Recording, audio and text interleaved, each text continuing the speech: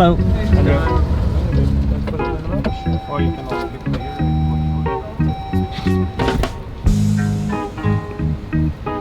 The other seat has a little bit more space. Okay, then the back. Thank you for coming to get me, by the way. Yeah, no problem. Really appreciate it. No, I meant this seat has more Oh, it space does? here. Oh. I would prefer or not prefer, but it's up to you where you want to sit. Okay. Although my son often sits in the back too because it's like what am I hearing? I was asleep.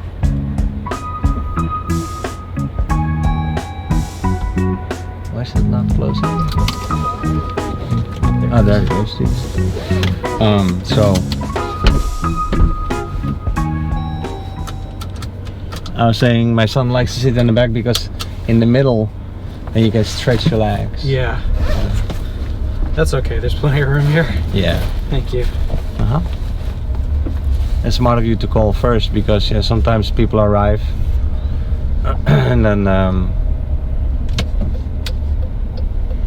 They cancel. they cancel. They say no, it's too far. Well, I just wanted to give you the courtesy of knowing how long it was too, and just. But this is funny. Give me a second. I'm there. See preferences. Start company. Now the app is sometimes funny. Oh, okay. So just when you arrive at the location, you should give me the start button. Yeah. But it was hidden. So Andrew, do I have your permission to record our ride for my YouTube channel? Or are you a private person? I'm kind of a private person. You have a YouTube channel? I have a YouTube channel. And it's just like Taxi Cab Confessions? Right, exactly. I'm gonna give you $1,000 for if you answer my questions. Right. No. Right, maybe I have some, like maybe $10 here. My tips from yesterday. How many viewers do you have on your YouTube channel? I'll give you my card anyway and you can Sure. think about it. How many viewers? I have like 50 subscribers and I started about a month ago. Okay. I think.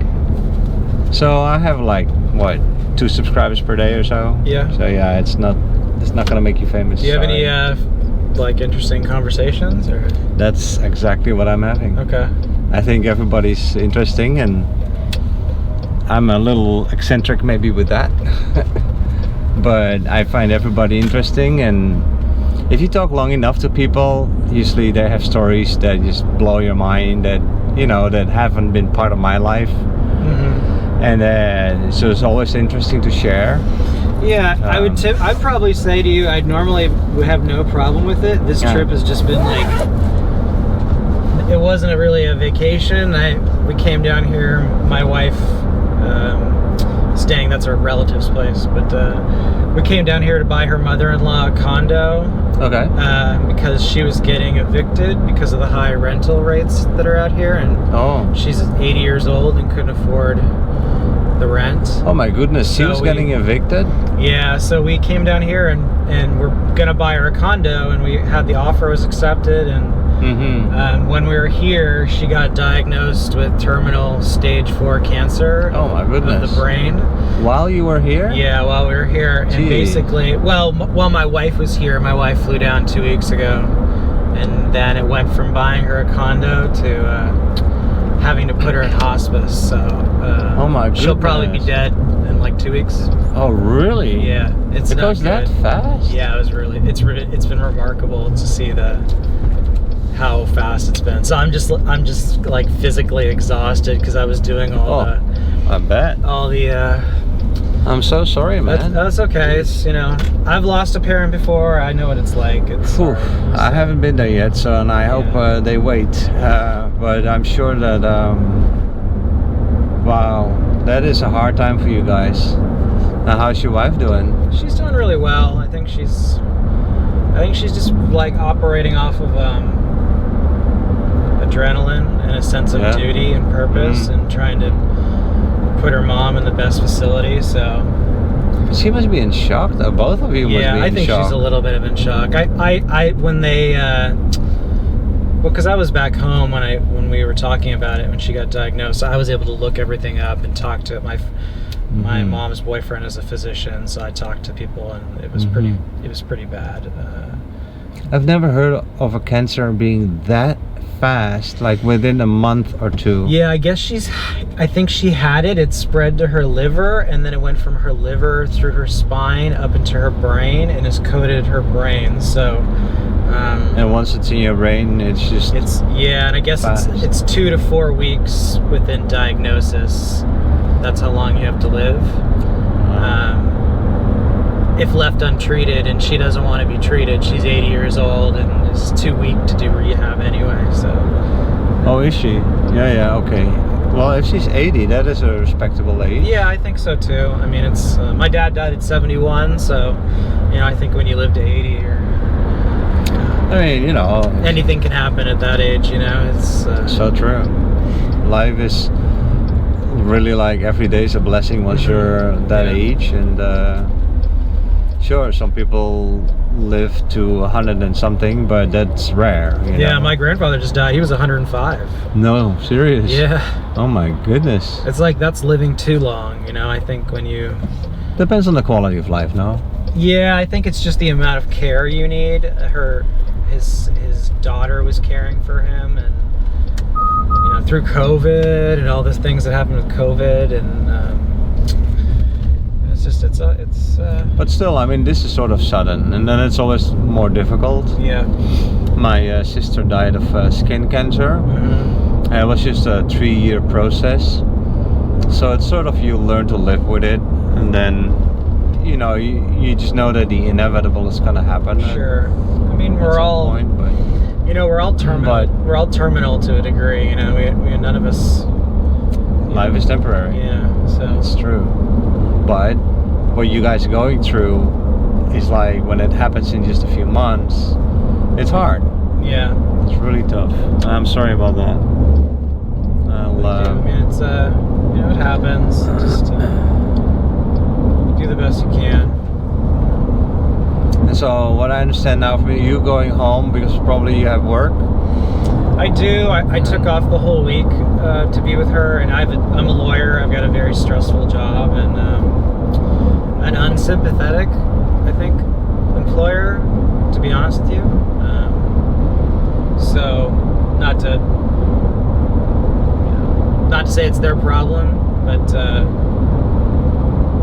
it's just a week is a long. I got to go back and do the things I have to do, and so she's gonna stay until Wednesday, and then I think she's gonna come back home. So your wife will stay with her mother until she passes away? No, she's gonna leave. We put her in this facility in hospice, and it's like we paid for it. It's not cheap, but she doesn't have very long, and my wife just wanted to make sure her mom died comfortably and not. Right. I think it was pretty painful because when we went to her apartment that she was being evicted from, it was not a good place. It was I saw rat droppings underneath the bed. I think she had been living in like a condition that was not healthy. Wow. So maybe she had just been living with this the way she'd been feeling for a while. They're not. My wife and her mom are not really close. Okay. But she was trying to do all this because she felt like a sense of duty to help her mom, and she would do it for my mom, and I feel like we just agreed that we would try to do everything to make, to take care of her. And that's a wonderful thing you're doing, though. Yeah. I mean, I'm sure that's a huge amount of money, but to let somebody die in peace in that way, Yeah. And but also the fact that you guys came over and helped her out with all these things. In somebody's last days, that is a big help, I think. Yeah, I mean, it's a lot less money than the condo, but fortunately, we actually got out of it, so we weren't stuck with having this condo and then having nobody to be in it. So well, the condo would have been a good investment, though. Yeah, it's true. But we live in San Francisco, so it's just far. It's far for us to have to manage something. Okay. But I think we were both disappointed. She thought maybe we should keep it, and it was on Palm Okay, yeah, that's It was nice. It was like a 2-bedroom, 2-bath. It was nothing fancy. It was just very comfortable. Yeah. First floor apartment. It's a pretty environment. Yeah. It's safe. Right. It's quiet. Mhm. So yeah, that's beautiful. Wow, what a story already! Jeez, Yes. we just started 5 minutes ago. Yeah, sorry. I'm like Sorry to lay it baffled. on you, Like, man. It just, that's just why I'm just kind of Well- like emotionally exhausted. I'm just exhausted. Oh, I bet. It makes Yeah. me think of my own dad, and he died of leukemia, and that wasn't easy either. And I just feel like, you think back of all the things you go through in your life. Whenever Exactly these what things is- happen. what is leukemia exactly? Is that a bone disease? Yes. Yeah. But where you can, where your bones can no longer move, or exactly how? Yeah, is that? you can do like a bone marrow transplant because the cancer's in the marrow, so you could do a bone marrow transplant. Oh, yeah, leukemia is assuming you cancer. have a match and assuming you survive. I heard it's painful, and unfortunately my dad did have a match. His sister was a perfect match, but he just didn't live long enough to get to that point. Because 71 is sort of a little early. Yeah, Were you- especially with his dad living. His mom lived to 99, and his dad lived to 105. So he was Yeah. survived by both of his parents. Yeah. Wow, he was survived by his parents Yeah. at 71. Yeah. That is just amazing. Yeah. Geez, how many stories are you gonna have today, Andrew? I think I'm gonna get a. I should have my own channel. I'm just joking. I'm telling you, this is Andrew's live podcast, coming to you live. No, that is we're laughing now, but so far these have been. We gotta change the subject though, because otherwise we start both crying, and that's not Yeah. good for me driving. But The plus side is it's beautiful here. It's the weather's perfect. so how is it different than San Francisco though? San Francisco's nice. Yeah, it is. It's 50. It was 47 degrees or something in San Francisco. It's been raining. We've had all these floods. Oh yeah, So, all these warnings and Yeah. like bomb storms. I've Yeah, never it's heard of been that. What crazy. is that? It's been crazy. It's rained more than I can remember. But what is a bomb storm? I've never heard of It's that. a bomb cyclone. I guess it's Bomb just like cyclone. it's like a storm that doesn't move. It just sits over this area and just rain. It was raining, I think, for like it felt like 2 weeks straight. It just didn't stop. It rained for 2 weeks Like straight. it would stop for like maybe a couple hours and then start right up again. And it was windy and like the streets are flooding and because we've been in a drought for 4 years and right? now we get all this rain. We have had fires and now we get all the rain. So That's a little extreme. Plus, of course, when the land is that dry, it doesn't soak up the rain either. Yeah. It just all starts flooding stuff. Wow. Yeah, I read about it in the news.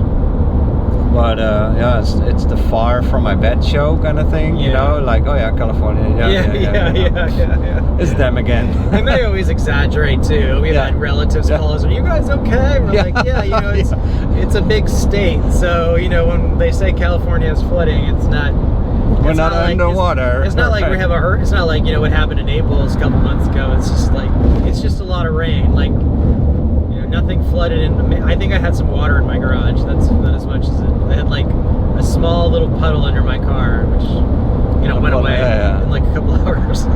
Well, it wasn't like 3 feet high, so No. yeah.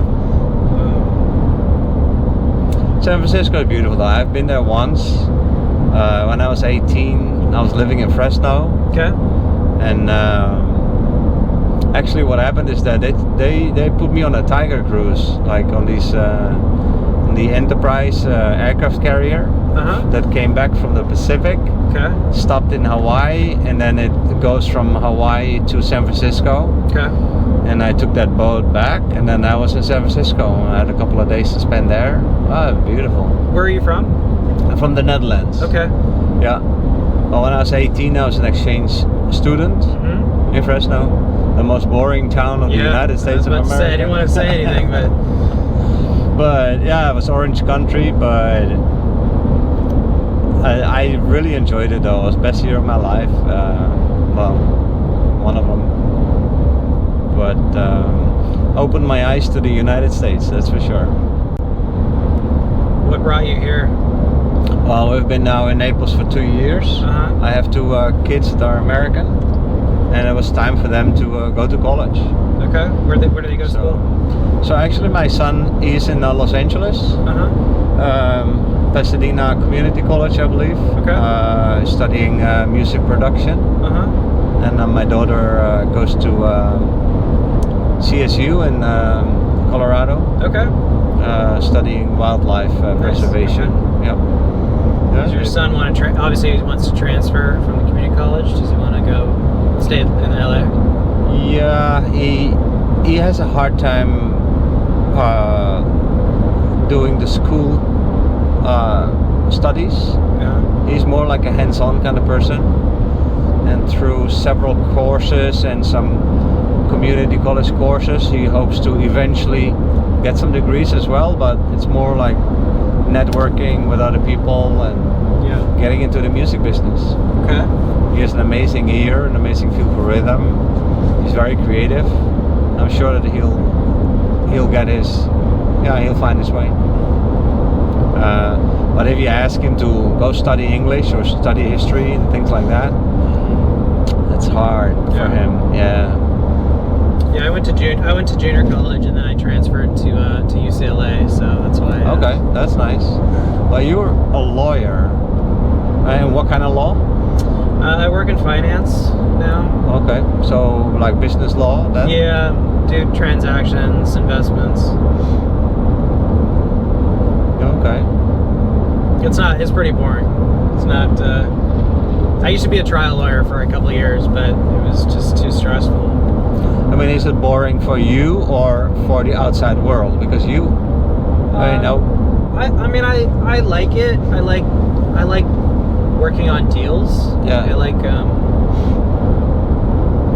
I travel a lot and I like working on deals. I mean, it's about as, I've never been somebody that, I've come to peace with the fact that I'll never love my work, put it that way. Like I don't live to work, I work to live. There you go. And, I love...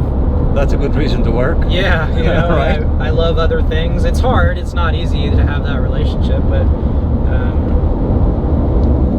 I'm just hoping to work really, really hard and maybe retire a little early and then do what I like, write for a living or just do things that I would love to do as a passion project or something. So. And I'm not having kids, so my wife and I are having kids, so it means we'll have more money to spend on ourselves.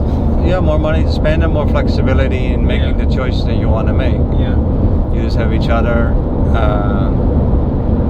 You don't plan on having children, or you don't want, or you cannot? No, well, it's funny. I may look really young, but I'm actually 40. My wife is 43. So we're probably on the older side. I mean, it worked. Everything works if we wanted children. Well, you're not on the older side. It takes 5 minutes to work for you. Yeah, it's true. But, it's true. It's true. Yes, that's true. I mean, I'm 56. So I can still. I was just being polite to the other side. Yeah. That's true. Yeah. You got to do it together, right? Yeah. But it's true though. Her being in her 40s, that is stretching it. I mean, we met each other 7 years ago, and we could have had kids. We talked about it a lot. But I think also when my dad died, I just kind of felt like, what do I really want to do out of my life? And that kind of vision of having my parents be grandparents, and it was kind of sad, but it felt like it got shattered for me, and it made me reevaluate what I want to do. My mom has grandkids already. I have a sister and a brother, and she's a grandmother. She's got everything she needs. So you don't feel the pressure from your parents to provide grandkids. That's a good thing. Yeah, every life is different, and we live our and these things, they sort of happen or they don't also, but I mean, I've accepted that you always wish for what you don't have. And I'm sure there'll be a point in my future where we wished we had kids, but I also have a lot of friends that have 2, 3, 4 kids, and they're jealous of our flexibility, the fact that we can travel anywhere. And, you know, it always goes both ways. So it's so true. And you gotta see the positive side of things as well. Like you say, it goes both ways.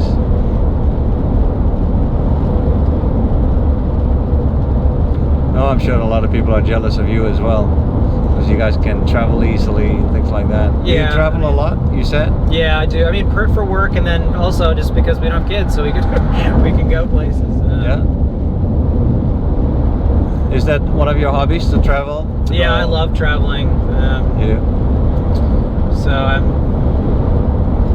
my mother's from Argentina, so I've got family in Argentina, so I've gone a lot.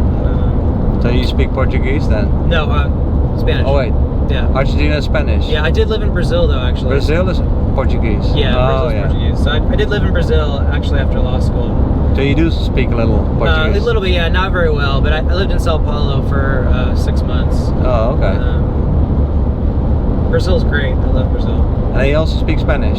They do. They don't really speak English though. Huh. It's unusual. For like most countries speak English, but Brazil does not. Actually, a lot of Japanese speakers in Brazil. Oh, really? Yeah, the most outside of Japan are in Brazil. They have a strong Japanese connection with trade or something. Yeah. Geographically, it's down on the other side of the earth. Same hemisphere, I guess.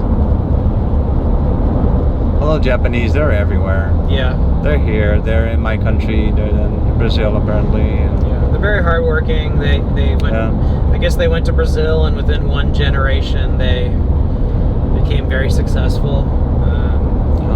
So you see a lot of law firms with like Gonzalez, and Futanabe or something. You know, like it's like it's so like funny. It's like Spanish, like Portuguese, and then Japanese. It's like and then Japan. That's funny. So do you have your own law firm, or are you like independent, or how does that work? No, I work for a company. For a company, okay. We're kind of like a private equity firm. Okay. We're small. We're like 12, 13 people, but. Okay. So equity, that means that you buy buildings? No, actually, what we do is we invest in in the law. So we invest in big litigation. So, like for example, have you seen like Morgan and Morgan? Those billboards, the law firm Morgan and Morgan. So it was over here. We'll work with their clients. We do. We basically finance it. We buy out pieces. It's like basically just treating like lawsuits as if it was the stock market, and you buy it. You buy shares of it. You can buy shares in a lawsuit? Well, you buy an equity piece. So never heard of that. Yeah. So for example, let's say like like you mentioned your sister died. Let's say she died of lung cancer instead of skin cancer, and you sued Big Tobacco, and then you won $50 million, and they would appeal it. So the money gets locked up in the courts, and they have to go. And it just takes years and years and years. Someone like me would give your lawyer a call and say, "Hey, we like Mark's case. We'll give him $10 million in return for like $20 million if you win. And if you lose your case in the Supreme Court or something, you get to keep the money." So it's that is interesting. Yeah, so it's like big stake, you know. And the amounts are that big, like you just mentioned. Yeah. But you really need to know that you are able to win the case before you make an offer like that. We do, yeah. I mean, we do lose deals, but we do win. But we think we win like 93% of the deals we do. So we do lose deals, but. So that way so me, Mark, I would then like have more security that I get my money. Yeah, so but at I get least a lower it's like amount. you're taking a risk, or like you're hedging your bets essentially. You're letting somebody like us come in and give you money, and you're still proceeding with your case. We're not taking it over, but Right. we're just you're going to get less at the end of the day, but you're also getting $10 million, maybe 5 years before you might ever see the money. So we do it with lawyers too. We do it with big firms. Yeah, hedging against the case that I could lose. Yeah, just my hedging case. against the risk of loss. Yeah. That's just all it is. Yeah. It's like insurance, insurance on your case. So, Yeah. I never heard of that. Interesting, yeah, of course. Yeah. Makes sense. That sounds like to me like an interesting kind of job, though. Yeah, it's fun. It's fun to do deals and fun to do all the stuff, but it's stressful. It's. How is it stressful though? You need to study. Well, you've also got to find the deals. You've got to sell them on the on the actual risk benefit, and then you've got to underwrite the deal and make sure that it's actually a good case, and then you've got to hope then you're just following the case for years and years and years, and hopefully you just keep doing so many of these, and so like we lost like a $10.4 million deal this year. That was hard. I mean, it's not my money, so these are like rich hedge funds. We manage their money. But I'm sure that you get also commission. Yeah, I do. Or like a bonus if you win. And I do, yeah. It still hurts your wallet in a way. Yeah. Will you guys lose? But I can also imagine that you get paid nicely, because that's very difficult work what you do. It's because especially having to be able to bet on it. Yeah. Do you do your own diligence, or you just look at the case, you read everything, and then you draw your conclusion? Yeah, like this is winnable, or this is... Yeah, we do our own. We do it. We meet as a group. We discuss it. We get into arguments and fights over it. Sometimes I don't win those fights. Sometimes I lose the fights. Like, it's always hard. Sometimes I like a deal a lot, but I think it sucks. Like I think I'm like, you know what? I don't think we're gonna win this case. And then other people feel differently, and we're kind of battling over it. And then within the company. Yeah, within the company. And then we always we get an outside impression too. We pay for another lawyer, like a specialist. Oh yeah. They're very like the best of the best. We'll send it 6 people who charge like $1,500, $2,000 an hour. Oh, really? Yeah, insane. Oh my God. And it could cost $100,000 just to get a review done. Oh, really? Yeah, it's These crazy. These people are that good. Yeah, I guess. I can't believe it. I mean, I just like to think about what these people do.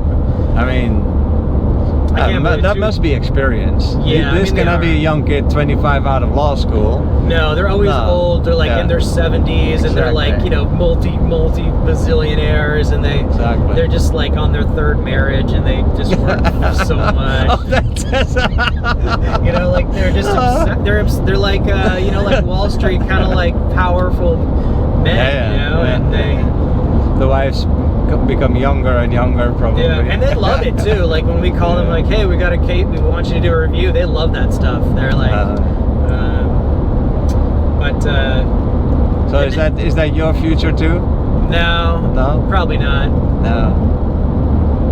I mean, not the wife part. I mean the those kind of cases when you're older and you have more. I'm not really like motivated by money, to be honest with you.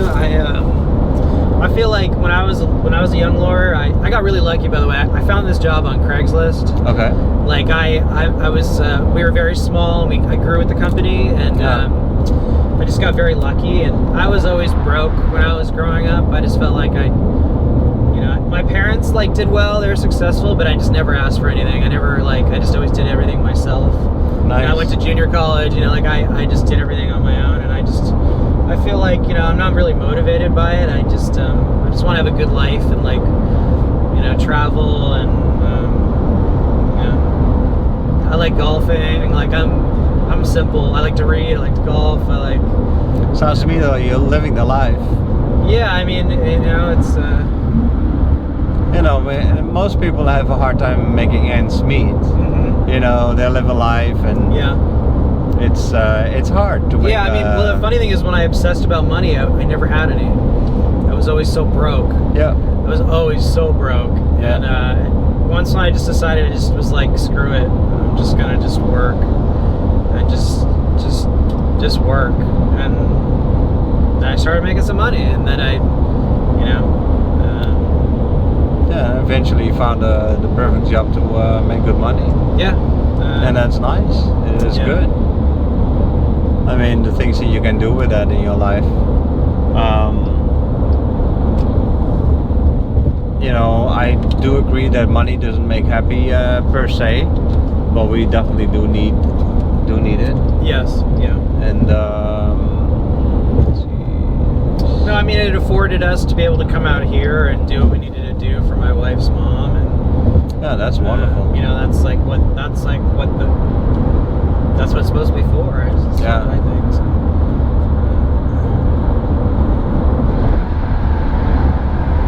Yeah, it's funny how these things go. My rent got raised, Yeah. and so I needed to go work for Uber. I couldn't think of anything else at the moment, so I just needed, because the rent gets raised within 2 weeks, so I cannot like start a new business in 2 weeks. But I needed cash right away. That's what they did to my mother-in-law. At the end of January, it was. They said I guess they raised it $500, and she couldn't afford it. So. Yeah. Yeah, mine was raised with $1,000. That's a lot. Yeah, within 2 weeks. That's just crazy. That's crazy. And, that's a significant amount of money that. Yeah, for me that is significant. Yeah, that was almost doubling the rent. Well, it's 12 extra. Yeah, it's $1,000 a year for you. You know, that's a lot. Yeah. Do they think that people can pay these rents? Like. Well, apparently people are, because there is. I mean, it's still a free market out there, right? Yeah. But it's becoming a problem. It's because everybody's leaving Naples, can't afford it anymore. Yeah. But you need also middle class and lower class people to make your society function. Yeah. You know, the city cannot exist only on rich people. I mean, who's gonna trim the lawn? Who's gonna do the supermarkets? Who's gonna do the shops and stuff? And you gotta have that part of society in your city too. Yeah. And I know that the mayor and the people up there in the government, they're talking about it. They're seeing that it's becoming too expensive in Naples, and what they can really do, I don't know. If everybody wants to come to Naples, then prices keep rising. But I'm actually having a good time with Uber. So. Oh really? How long have you been driving Uber? Like now, like a little over a year. Okay. And there was a point where, like, sort of like a little bit boring, but starting the YouTube channel, it just makes me a little bit more present and more talkative. Sure. And I enjoy that. It's nice. It's nice to meet people. It's nice to drive. I like long rides too. And then, you know, all these situations in life are temporary, so usually things work out fine.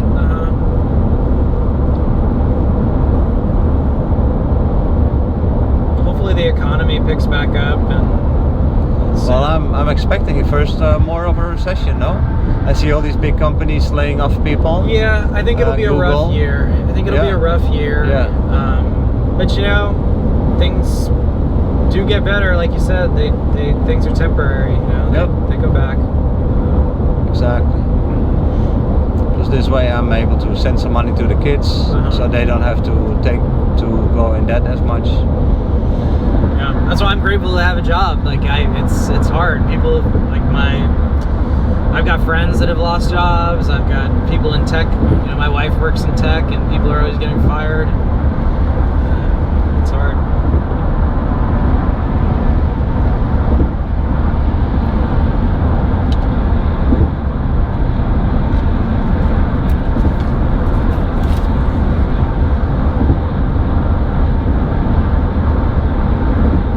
So your company is in San Francisco? Yeah. It's local, yeah.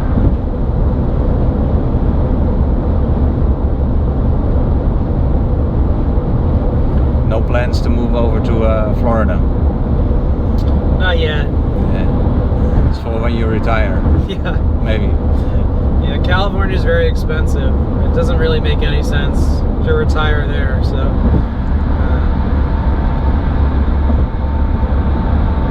Well, Mexico is cheap. I love Mexico. I actually do too. I was just there. You were?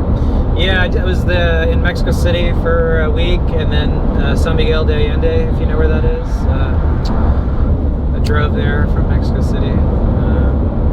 No, I don't remember. Is that close by? It's like 3-hour drive from Mexico City. It's the safest city in Mexico. It's a colonial. It's a World Heritage Site, a UNESCO. Is that where the Sun and the Moon Temple are? Maybe, yeah. I think so. There's a huge church chapel. It's like it's the colonial, really cute cobblestone streets. Really great food. Mm-hmm. Very friendly. Nice. I love Mexico. Yeah. I would live there. That'd be my dream. No, I would do it too. I mean, I have the same experience. I lived in Mexico for about 10 years in Cuernavaca. Oh, you did? Okay. Yeah. You speak Spanish, obviously, right? Yep. Okay. Which is handy in Florida. Yeah, absolutely. Yeah. Yeah, my wife lived in Mexico City for a year when she was working. So she just always wanted me to go and show me around. Yeah. Mexico City is not my thing though. Really? I love like some of the neighborhoods are so great. Like Condesa is so cute of a neighborhood. I love Baja too. I mean, I love the coast. I mean, that's a city of 23, 24 million people. Intense. It's so like intense. It has more people in one city than my country. Yeah, it's crazy. It's like when you're there, I was going around. You're driving around. You're like, okay, I think I'm starting to see Mexico City. Uh-huh. And then you go to this other part, and you're like, there's a whole nother city. Yeah. In the city. Yeah. And it just feels enormous when you're there. Yeah. Yeah, it never stops. Yeah. It's also when you fly in to Mexico City Airport, you just fly over the city for at least like 15 minutes. Yes, you look outside and you just see city. And yeah, it's amazing. So big, yeah. But it is special. It has a lot of heritage, a lot of history. Yep. Especially with the Mayas culture, or Incas, what is it? And that's beautiful. You can still see that in the people's faces also. Yeah, of course, yeah. It's probably like where you said Hidalgo, that with the cobblestones, that place, that you see a lot of like ancestry in the people's faces, and that's very beautiful. Yeah. I used to like to go to Tepoztlan. I don't know if you've heard of that. Yeah. Same kind of little thing with cobblestones, and then the marketplace, wonderful. Yeah, a lot of history over there. Yeah. And then the Spanish, of course, they build their cathedrals on top of all the Mayan temples. Yeah. So they try to dig out the Mayan temples below that a little bit sometimes here and there, and it's just amazing. Yeah, you definitely see. I remember feeling, because I was in Guatemala for a while. And I remember seeing the people there look very indigenous, much more than Guatemala too. Yeah. What did you do in Guatemala? I was just studying Spanish. I lived over in college, just did a summer there. And you studied in Antigua? Yeah, I did Antigua.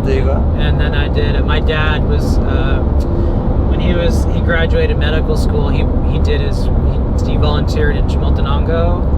Because they had an earthquake in the late 70s, so he went out there and worked at this place called the Bear Horse Clinic, which is in Chimaltenango, and I just kind of felt like, well, I wanted to go see what he did, so I went out there when I was 20. Small world. I worked in Chimaltenango. Really? Yeah. When? Yeah, that must have been, let me see, early 2000s, like 2002 or so. That's when I was there. You were there too? Oh, who knows? So we sat next to each other in the bus. Who knows? It's great. I've heard my dad said that the town just exploded when he was there, just with there's buses going by everywhere, and the chicken buses everywhere. And Yeah. You know, so Much fun are those. yeah. Crazy. Stuff them with people, and the people Yeah. on top, on the back, hanging out the door. That's a crazy time because it was right after the Civil War in '94. You know, that's right. It was '94, '96. I wouldn't know. No, I didn't study the history of it much. But you could see it. I mean, just with all the soldiers walking around with the guns and everything, it felt like, huh? Yeah. Didn't really notice that. Yeah. I never felt unsafe though. No, neither did I. No, in Guatemala City, yes. There wasn't always Yes, yeah, that's not a good vibe. But no. Chimaltenango is such a... Yeah. Not at night. Some places were dark, and so you don't want to walk around too much at night. But in the daytime, it was great. And there was this little town next to it. I'm trying to remember. I don't remember. And yeah, we had an orphanage there, and I was doing the IT for that orphanage. Okay. Meanwhile, going to Antigua to learn Spanish. Interesting. Yeah, that was the beginning of my That's awesome. volunteer work for that organization, and I still work for them, but no longer as a volunteer. But I do still IT for that same organization. That's awesome. Yep. Yeah, they have orphanages throughout Central America, South America, the Caribbean. That's where I met my wife in Haiti. Of all places, I fell in love in Haiti. Oh man, if I had only known. What's Haiti like? Poor. Yeah. Dangerous. Okay. But the people are wonderful. And we were living in a small little mountain town. And the people over there were just wonderful. Just Haitians, because life is so tough and it's so hard, they bond together so strongly. So family is first. It's just the only thing that matters is to have a good relationship with your family. Yeah. Because you gotta help each other. Yep. For survival. That's your safety net. That's your safety net, exactly. Yeah. If you cannot find the food today, then you go to your uncles or nephews or cousins or parents or grand or whatever there is of the family. Yeah. And I thought that was amazing. That is just how life's supposed to be. Yeah. The in the West, the community supports each other, through dark time, and we don't have that here. No, because life is so easy. There's no hunger. Yeah. And we sometimes lose a little bit of track what life's about. Yeah. And in Haiti, I saw that again, but also like friendships are very strong. Just beautiful people and beautiful culture. But like I said, Port-au-Prince, the capital, is just you don't want to go down there anymore. You just don't. There's so many kidnappings, and the gangs are fighting each other, and the police cannot control it. It's really a country in disarray.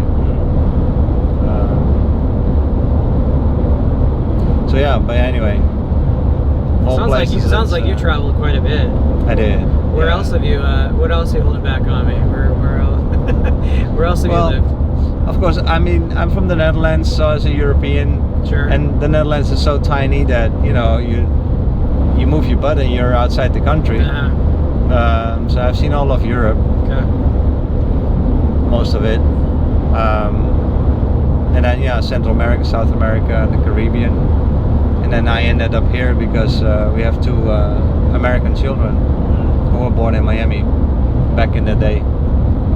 And that's why we settled down here. And let's see what the future brings. That's the nice thing of life. Yeah. You just go with the flow and you just don't know what's gonna happen. With kids, it's more or less that they become the leading factor for making decisions for a while until they're grown and they're gone. Then you can decide differently again. But at the moment, we still have a 17-year-old at home, and so it's still something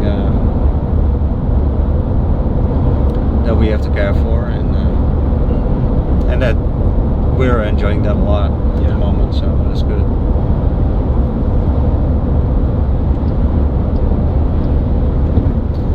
And El Salvador and Honduras, Nicaragua. Okay. All these countries are beautiful and special in their own way. But I would say that Guatemala is the most indigenous. Yeah, I can see that.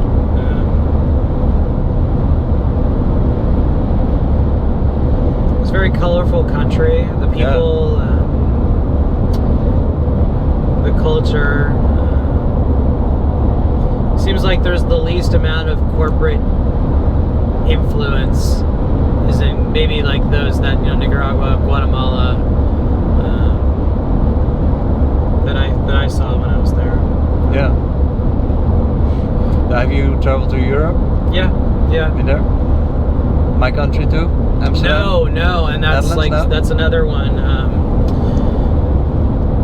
No. Still on the bucket list? It's still on the list. So COVID kind of hurt. It was hard because Europe was shut down, and then with the quarantine requirements, it made traveling difficult. It's also hard because my wife has traveled so much. She used to live in Korea, so she's been through like all the Asian countries. She's been to India 4 or 5 times. She's traveled a lot for her work when she worked in Seoul, and so it's hard to travel with her because she's been everywhere that I want to go. So we're always trying to find a place. Oh, but this was done before your time or so. Yeah. So we haven't been these places together, a lot of these places together, but she used to live and work in Mexico, in Seoul. Yeah. And that was all like the same kind of work, or? Yeah, she's a software engineer, so okay. For a big company or something? She worked she worked for Samsung in Korea, and then she came here and worked for some advertising, Japanese. I think they're some kind of advertising company. Now she works for Redfin, the company Redfin, if you know where they are. Heard of it. Real estate company, Redfin. Okay. Oh, so is she Korean? No, she's white. She's American. Caucasian, yeah. Oh, okay. Well, it's very international. I mean, to live in all these places. And, she's from Miami actually, so she. She speaks Spanish. Well, since you like traveling, she sounds like the right partner for you. How did you guys meet?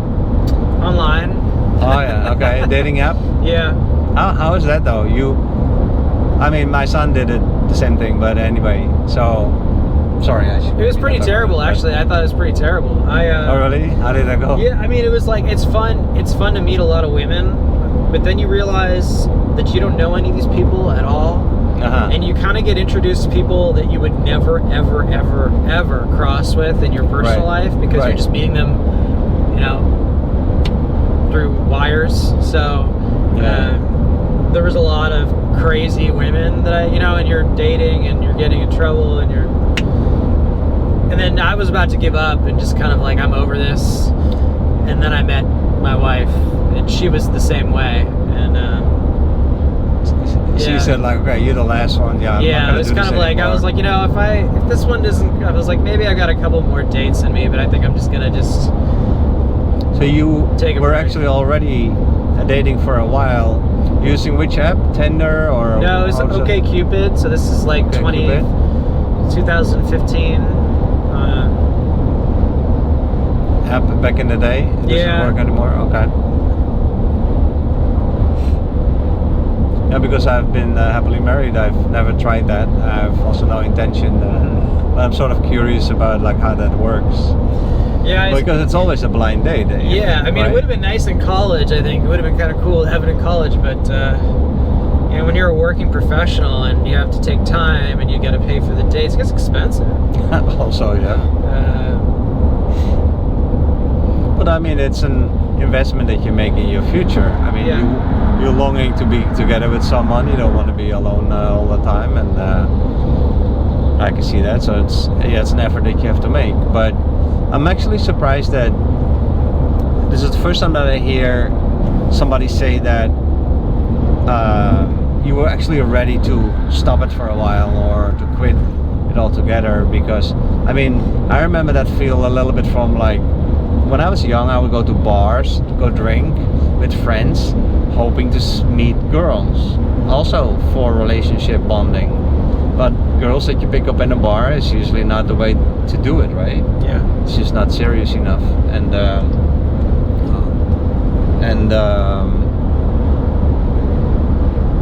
Yeah, I was over that for a while, but I didn't expect that from a dating app. Yeah, I mean, it's hard to find anybody even in a bar now because they're all online. I feel like they're all on their phones. Yeah, but you would expect from an app that that the click would be more there because you have the same interests, you like the same kind of things, because you put your character or what you're looking for and like who you are in an app, and then the app connects you with. Yes, that's true. I guess that's true. In a bar, that doesn't happen. That's true. Yeah, that's fair. That's fair. It's less random, less susceptible to chance. But it gets exhausting because you're competing with all the other men in that same town for every other woman that's also online. Yeah. It's and all you got to do is just with a button,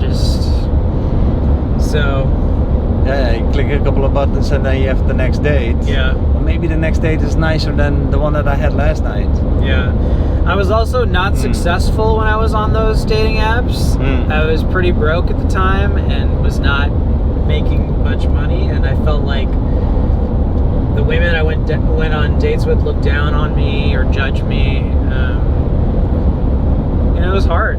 It's you're supposed to have it all figured out. I think I was like 31, and I was like, geez.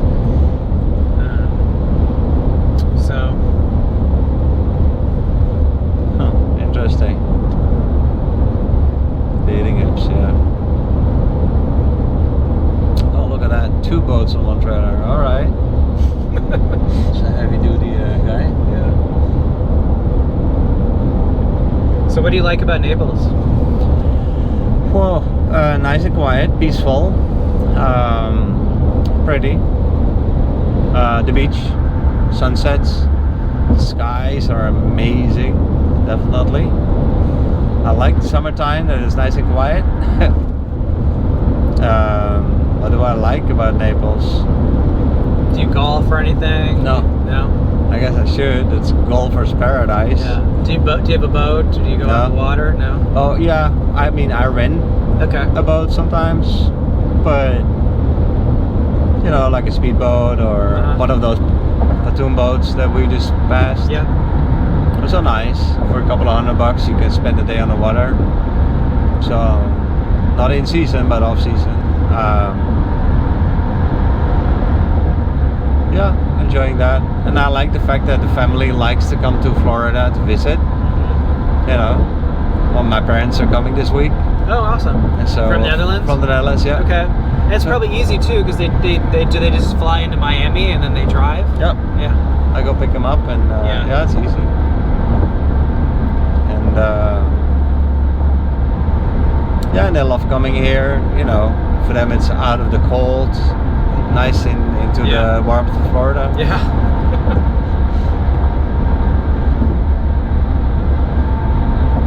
But Naples, it's a little sort of boring, but it's peaceful. It's in a good way boring, I guess. But then there's Miami is right there, so Miami's where all the action is happening. Yeah. Now we've been living in the U.S. for a little over 2 years, almost 3. And then once you have done 2 years of tax payments, then you can buy a home. Okay. With a mortgage. Okay.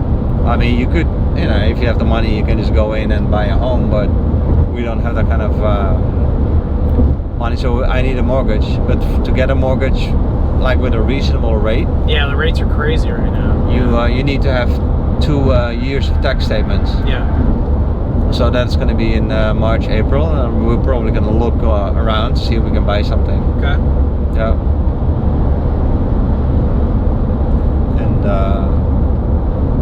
And probably an apartment or something. Also, like in case we move on in life, that we can Airbnb it, or that we can like rent it out, or No, Florida in general is nice. I like it. No, I always like coming here. Yeah.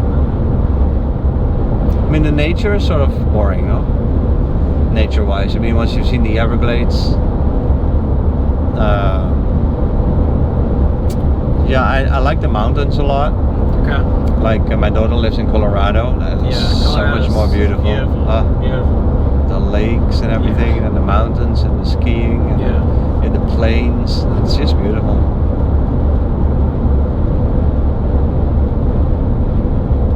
Do you ski? No, not really. I skied 3 days in my life, and more with my nose in the snow than anything else. But yeah, it was fun. At least I didn't break anything. Do you?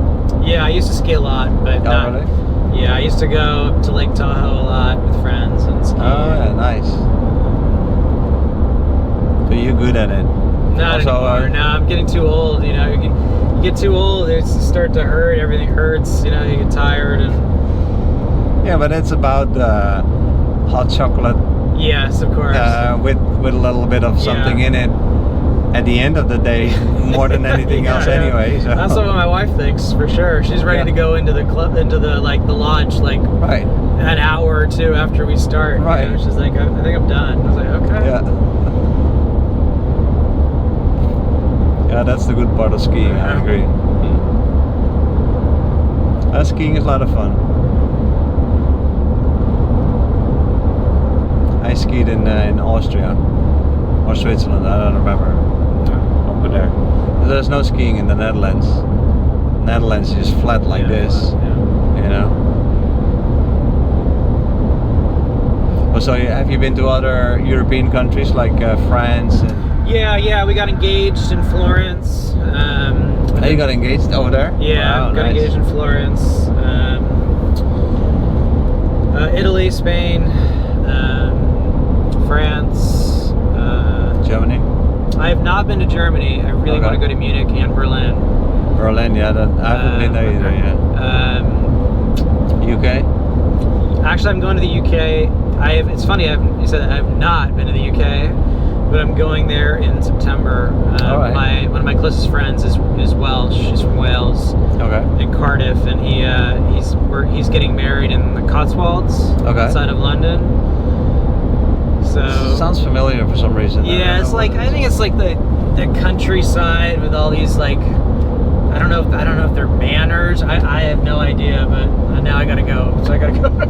Go see it and take a few extra days, maybe an extra week if you can. Yeah, we're gonna do a week. And you're gonna go with your wife? Yeah, together? We're gonna go and then do a couple days in London, and then drive down, and then I'd love to just drive along the countryside. For about a week. Yeah. You rent a motorbike, or you gonna rent a car, or? No, I just rent a car. Yeah. Yeah, it can really be raining and foggy and cold in the UK. I'm used to it. Yeah. Oh, you are? Yeah. Oh, of course. Yeah. San Francisco. Yeah. You have good training right now. And I like to drive, so it's. Yeah, me too. The nice thing of Europe is that you don't have to drive so super far like in the US. Yeah, this highway goes on forever. This goes all the way to Chicago, I believe, to 75. It's crazy. And then you're still in the same country. But like in the Netherlands, you drive 2 hours, you're outside the country. Yeah. For sure. You drive another 2 hours, you've seen 3 countries. It's a lot of fun driving in Europe. Yeah, I enjoyed driving in Italy. That was fun. So you've seen Rome? Yeah, I saw Rome. Colosseum, things like that? Yeah. It's not that big. No, it's not. And then we went through Tuscany, and then we actually went up north to this region called La Marche, which is like in the northernmost part. Near Switzerland? Yeah, and there's no tourists. There's just no. Oh, nice. I didn't see it in a single American. We had a house out there, so we invited some friends, and some flew into Rome and drove and met us, and was for my wife's 40th birthday, so I Nice. did that. It was fun. It was kind of raining off and on, but it was still beautiful. Oh, you sure do. How do you say that? You do all these fun things, like we don't have kids.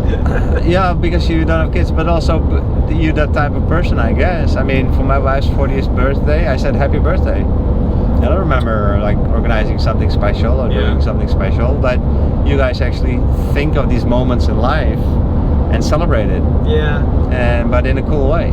Yeah. And if you would have had kids, maybe you wouldn't have gone all the way to Italy. But so maybe, totally true. you know, I don't think we could. I mean, but you would still have probably done something special for your wife at her 40th birthday. Yeah, but maybe you know? maybe like Napa Valley or something. You know. Right. Exactly. Something pretty close. Well, I like that you guys do that. Yeah. That's cool.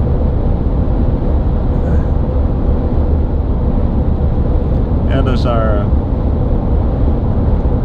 And then also, it sounds like that you have a lot of friends. You know, not as many as you think, because when you don't have kids, you start to lose friends because you don't get invited to like you get invited to the first birthday, but then you don't really get invited to the multiple birthdays, because it's like it's an excuse to bring other parents with kids over. I'm the only one of my friends I have another couple that we traveled to Mexico City with. That they don't have kids either, so maybe so then you look for it. Yeah, that's what we were like. We should travel more. Yeah. We should hang out more and travel. Yeah. Because all the people with kids, they talk about the kids all the time. Yeah. And after 10 minutes, you go like, now, and now what? That's always like when I fantasize about my future and I think about if I had like a lot of money, I would just buy a house like in Florida and just invite friends to come with their kids just because I want to hang out with people. That's how I think of it'd be fun to have a house just to invite family and the host, and have friends and family come. Well, you have nephews and cousins. Now, how do you say that? Like nieces or nieces? Yeah, I do. So those are a little bit your own kids. Yeah, that's what I'd like to think. Yeah. They're cute. They're 9 years old. They're still your own blood. Yeah. So you can really connect easily with those. Yeah, I'll just be the uncle that spoils them. Exactly. Yeah, that's a fun thing. Yeah, I miss that sometimes because they're all in the Netherlands. I'm the only one here. Yeah. And Zoom isn't everything. It's just not my thing. Do you go back home often? Yeah, I used to go more often. Then the Corona hit. I haven't been back now for about 3 years. I used to try to go every year, but now my parents come this way. Then I hear all the stories of the family, and I'm good. So yeah, I haven't been going as much as I would like to, I guess. But maybe later this year. We'll see. When everybody's doing well and everybody is living their lives and sort of happy, I don't feel an urgent need to go see people. I guess I'm also not so close to my siblings. How many siblings do you have? Oh, I lost count. Really? Yeah. I think it's 9 or 8. Jeez. Let me see. So that's a big family. 3, 6, so 8. Wow. But it's like 3 stepbrothers. Okay. And then 1 half brother, half sister. Okay. And then 1 brother and 2 sisters of the same parents. Okay. So that's why it's. Now 1 passed away, but she was still included in the count. So yeah. And how many do you have? They're actually all halves as well. They're from my mom's side. So I have 2 sisters, 2 brothers and 1 sister. Okay.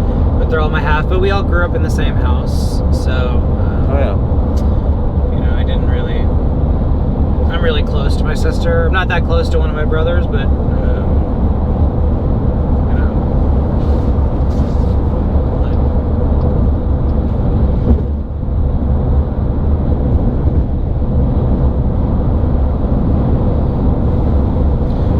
Hurricane like a couple months ago in Naples. I have no clue. I left. Oh, you really? Yeah. Oh, smart.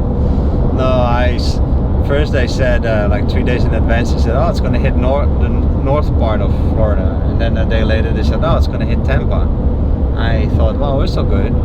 And then the next day they said, oh, it's going to hit Fort Myers, and I told my wife, they don't know what they're talking about. Let's get out of here. Yeah. We left I looked at the path, and then we left for Miami. It just rained. There was a little bit of wind, but Miami was fine. And when we came back a week later, yeah, Naples was devastated. There was so much trash everywhere. Wow. It was just like, it really devastated whole neighborhoods with flooding. What nobody knew and what wasn't really predicted very well was that there was super high tide, which is just natural. That happens once a month. Super high tide. And then there was a storm surge on top of that, and that made the water come so much further land inwards that it caught a lot of people off guard. People that never thought that the water would reach them got hit too. People with no insurance, and just wiped out whole neighborhoods. And then I remember driving through Naples, just street after street after street, with everybody putting their belongings on the street to empty out their homes. Yeah. This flooding is just devastating. Yeah. It's, especially because it's salt water.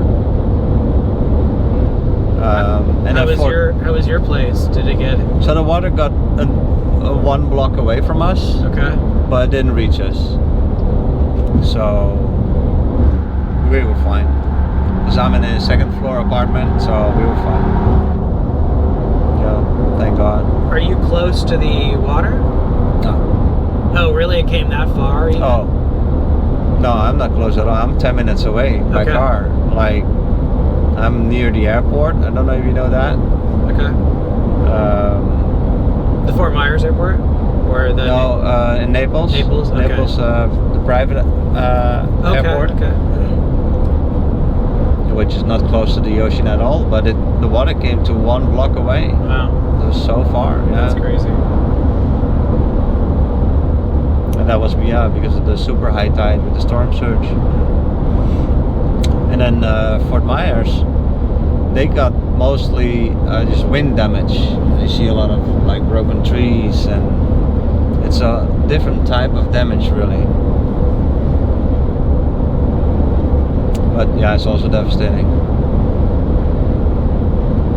It's pretty unusual though, right? For hurricanes to hit the west coast of Florida? The west coast of Florida, yeah, like once every 5 years or so. Okay. But I believe that Ian was the worst one so far. The most devastating one. But there is stories that Naples got hit by tornadoes that come out of hurricanes. Pretty bad in the past.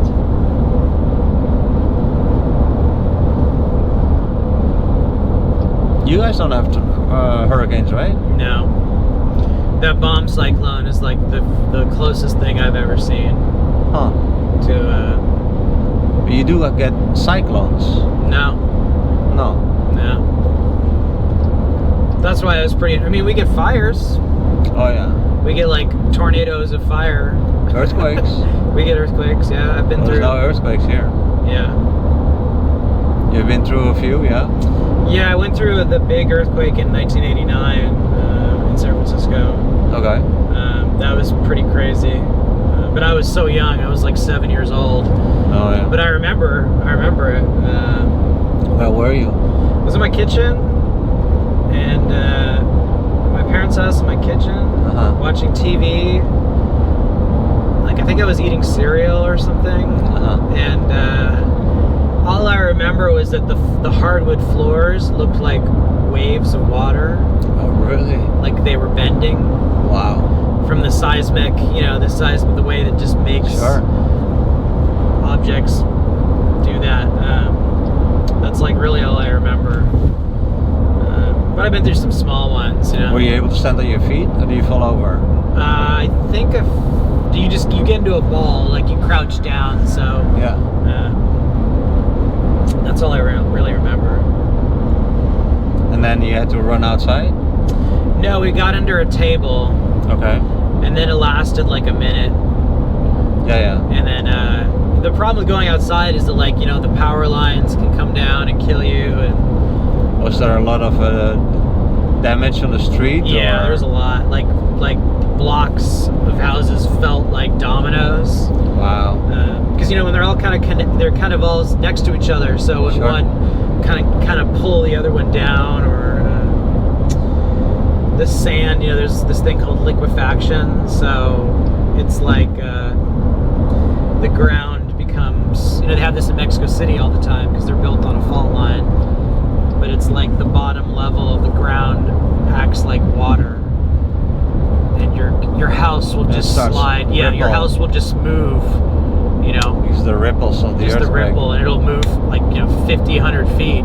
Oh, really? Yeah, it's crazy. Because it's all, you know, if you're not built on rock, you're kind of like on sand, and you just move out. So where I live is like in a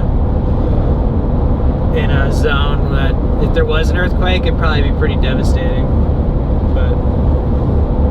But there's always earthquakes in San Francisco. Don't you have earthquakes every year? Yeah, we have like little ones. Like we've had a bunch. Like, you know, 3. They're just like little. You're at your desk and your computer. You're like, what is that? Yeah. You're like, was that an earthquake? Yeah. You're like, I think that was an earthquake. Yeah. And you're not really sure. Yeah. And then it just goes. You know, that's it. That's it. And then late at night on the news you read. Yeah, you're like, oh, there's a little earthquake. And it's Like, nothing. You know, it's like nothing. number 3 or 4 yeah, or so. 3 or 4. Anything over like 6 is pretty big. You know, I remember living in Cuernavaca, we regularly had earthquakes, but always small ones. Yeah. And but with those houses too, it's more dangerous because, you know, they're like the cinder block, concrete, corrugated roofs and stuff like that. That's true. And I lived through the earthquake in Haiti in 2010. Oh, really? Wow, that's crazy. It was. Wow, that was a legit one. That's more than I've ever been, because that was like was that an 8 or something like that? It was devastating. It was a 7 point something. Yeah, that's devastating for that. But it really was, yeah, devastating. At the time I was shopping inside a little shop with my wife and her mother, and just a small little supermarket. Yeah, we ran out, and by the time we were out, it was like, and everything, I remember all the things were falling. Yeah. You know, it was shaking so much I could hardly stand on my feet. Yeah. We were high up in the mountain, so it must have been way worse down in the city. And I remember wanting to drive as fast as we could home to see if the kids were fine. And driving up the mountain, we looked down in the valley, and just the whole city was covered with a yellow smoke. And I had no clue what had happened down there. But yeah, I believe like 200,000 people were killed instantly. Jesus. During the earthquake. Was that just rubble? Like, was that just a dust from the rubble or exactly. something? Yeah. So many. Yeah. So many places just crumbled. Did you guys leave after that? Because I imagine it wasn't very safe to be out there. Yeah, we did. I couldn't do my job anymore. There was no internet. Yeah. For weeks. And at first we wanted to stay, but I just couldn't work anymore. I couldn't get online. So eventually we left, and that was tough. That was hard. There were no flights. But yeah, we found a way out, and yeah, it took the country years to recuperate from that. Yeah, that's probably the scariest thing. Oh, what I also remember is going back a couple of days later to my office. And my office was like an 11-story building, and I was working on the second floor. And driving to the street of my office, the office wasn't there. This is so weird that you come into a street that you drive through every day. Yeah. And the office was just not there. The whole building was gone. Oh wow! You're lucky you weren't. It was just pancaked down. Wow. You're lucky you weren't in the building. And that was pure coincidence. Wow. I'm a workaholic. I'm in the office every day, all day long, working my ass off. Wow. Like from early morning to late at night. Well, 7, 8, 9 p.m. Yeah. whatever. That's pretty late. And that, yeah, usually long hours work. I like that. I'm a little bit of a workaholic. And that day, we had a meeting outside. Well, I never have meetings outside. And it was for my wife's family. We had to arrange something for her family. And we had a meeting outside, and I went to the meeting, and it was over at 4. And my wife said, well, you want to go back to the office? Which would have killed me. Or do you want to go back home? And normally I would have said, yeah, please drop me off back at the office. But that day I had a fight with my boss over something. I don't even remember what it was. So I said, yeah, F it, let me go back home. I'm done working today. Because I was angry with my boss. Mm-hmm. And that saved my life. Did your boss survive? So my boss was in another country. He's Mexican. Did you lose any coworkers? Did any coworkers die? Oh yeah, a few. Now, the building that I was in was actually a hospital, but it had switched from a full-time hospital to a daycare that year, and that daycare is full of children until 4 p.m. and at 5 p.m. the earthquake struck. Wow. So at that moment the building was almost empty. But there were a few colleagues of me still in the building that did not survive, and that was sad. Yeah, actually they saved one person from the rubble. I mean, is that unusual for Haiti to have earthquakes? No, it's normal to have earthquakes, but that big is unusual. Okay. And the epicenter was right near Port-au-Prince. And yeah, if you look at the building style of a poor country, it's just all block and hardly any iron wires, and so it's very low quality building. So it really devastated the city. Yeah, a lot of buildings came down.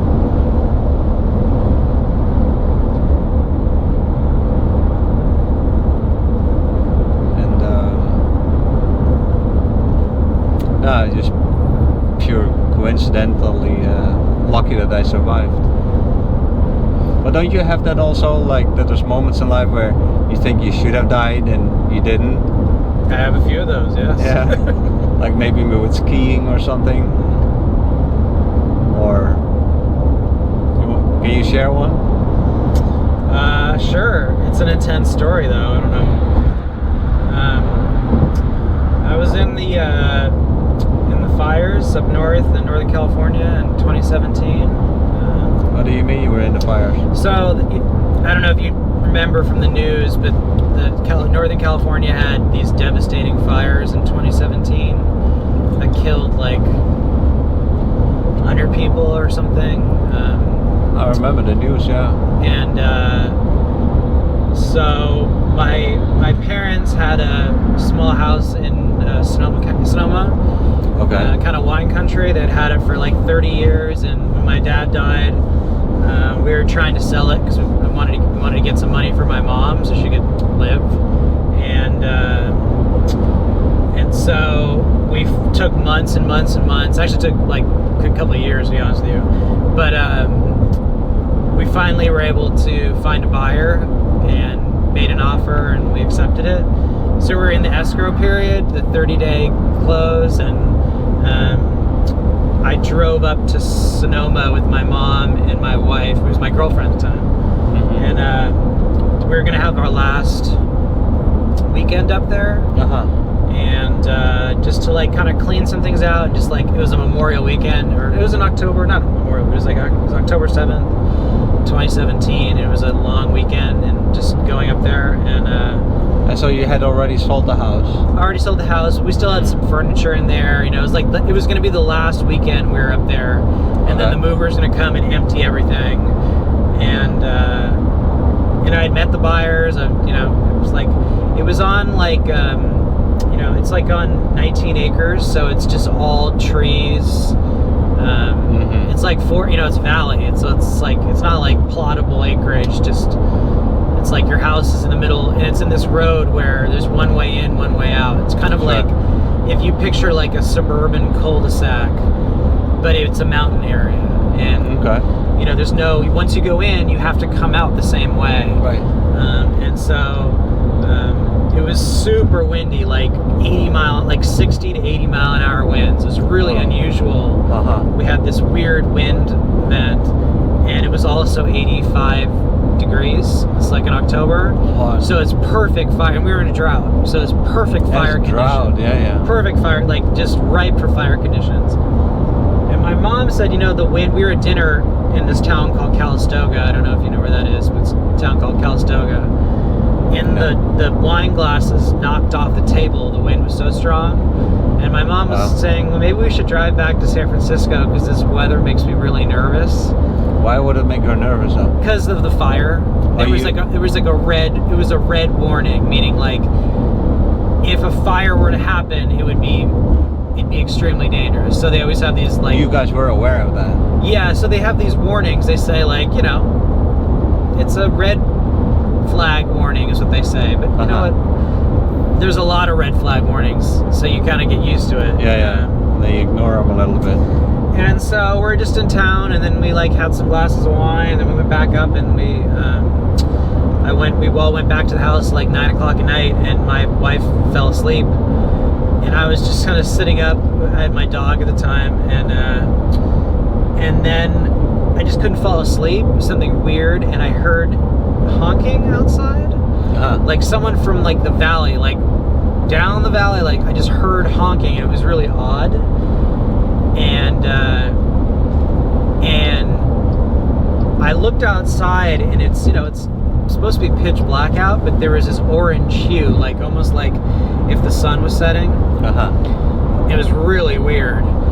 And I looked outside. I opened the sliding glass door to go outside, and I just stepped out like 2 seconds, and I could smell the fire. Like you could smell it. And I just like, holy shit. And I was like, get up. And as soon as I heard the honk, you know, you put it together, like somebody's trying to warn everybody, like, dude, there's a fire, get up.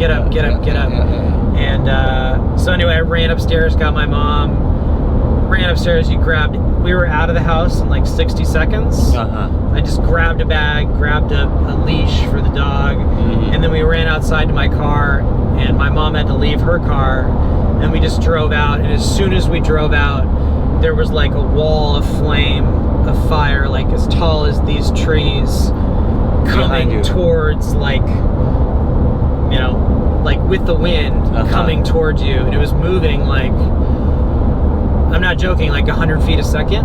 It felt like, it would look like a tsunami. It was a tsunami of fire coming toward you. So it was like, I couldn't drive through it, and this other neighbor was also trying to get out at the same time, and he said that he had a refrigeration unit that we could get into, like a bunker. And so I was like, you know, that's the only choice. So I was like, okay, so I follow him down the road, and then we just jump out, and the wall of like fire is like, it's like, you know, there's ash in your face. It's intense. And then we just ran inside, and as soon as we ran inside, like the flames like break the windows. It's like coming in, and then we run inside this like refrigeration unit that's like smaller than your car. It's like as big as this area. And then he has a dog, I have my dog, and it's my wife and my mom, and we close the door. So it's like, what, 4 people, 2 dogs? 4 people, 2 dogs. In a space as small as a car. Yeah, much like smaller than this. Smaller than a car. And there was a refrigeration. It was like, just like, you know, like if you were to picture like even in Haiti or Guatemala, you know, if they were just to build those cinder blocks, you know, in the, you know, and then have an AC unit in there, that's kind of like what it was. It wasn't nothing fancy. And then we just pulled the door closed, and we just basically locked ourselves into this building. Right. As the building. You must have been scared to shit. Oh yeah, as the building is on fire. We're inside, so it's like not locking yourself in an oven. Jeez. And then the smokes, you know, I have no idea like how long it took, but it felt like an hour. It felt like forever.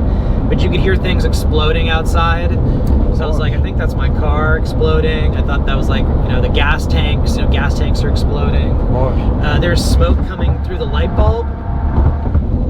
So we look up and I can see there's smoke coming through the light bulb, and then we had packed the bottom of the door to get the smoke out. Oh my God. And we're sitting in there, and this guy, he has his dog was like sniffing under the door, and I guess it like got smoke inhalation, and the dog like passed out. And then he just says, like, all of a sudden after like an hour, he's like, I'm gonna go and see if I can get some help. And he opens up the door and like disappears. And the door, when he opened it, was like flame, like fire everywhere. Oh my God. And then all this black smoke came into the unit. And so I closed the door. We were all choking to death. And my wife was like, did he just leave us? And he just like ran out. He ran out. And look, I thought he died. Fire. I thought he ran out and just like burned to death. Like I had no idea what happened to him. And then eventually it got so smoky in this little room that we had to get out. So I opened up the door, and then my like arm was like just completely melted as soon as I opened up the door. I had like skin. You can't really see it, but I had a skin graft. I had like I heal like a mutant, but that's a like, miracle. Wow. There was like skin hanging. I mean, it was bad. And then so I opened the door, and I get my dog, and then I get my mom and my wife out, and we're like going through this the building that we just ran into, which is like, it looks like a barbecue coals, or like everything's on fire, or was on fire for a while. So it's been like on fire for a while, so everything's charred and still flaming. And then we get outside, and my mom fell on the ground and burned herself pretty bad. And then my wife fell, because it's like so hot. It's hard to describe how hot it is, and disorienting.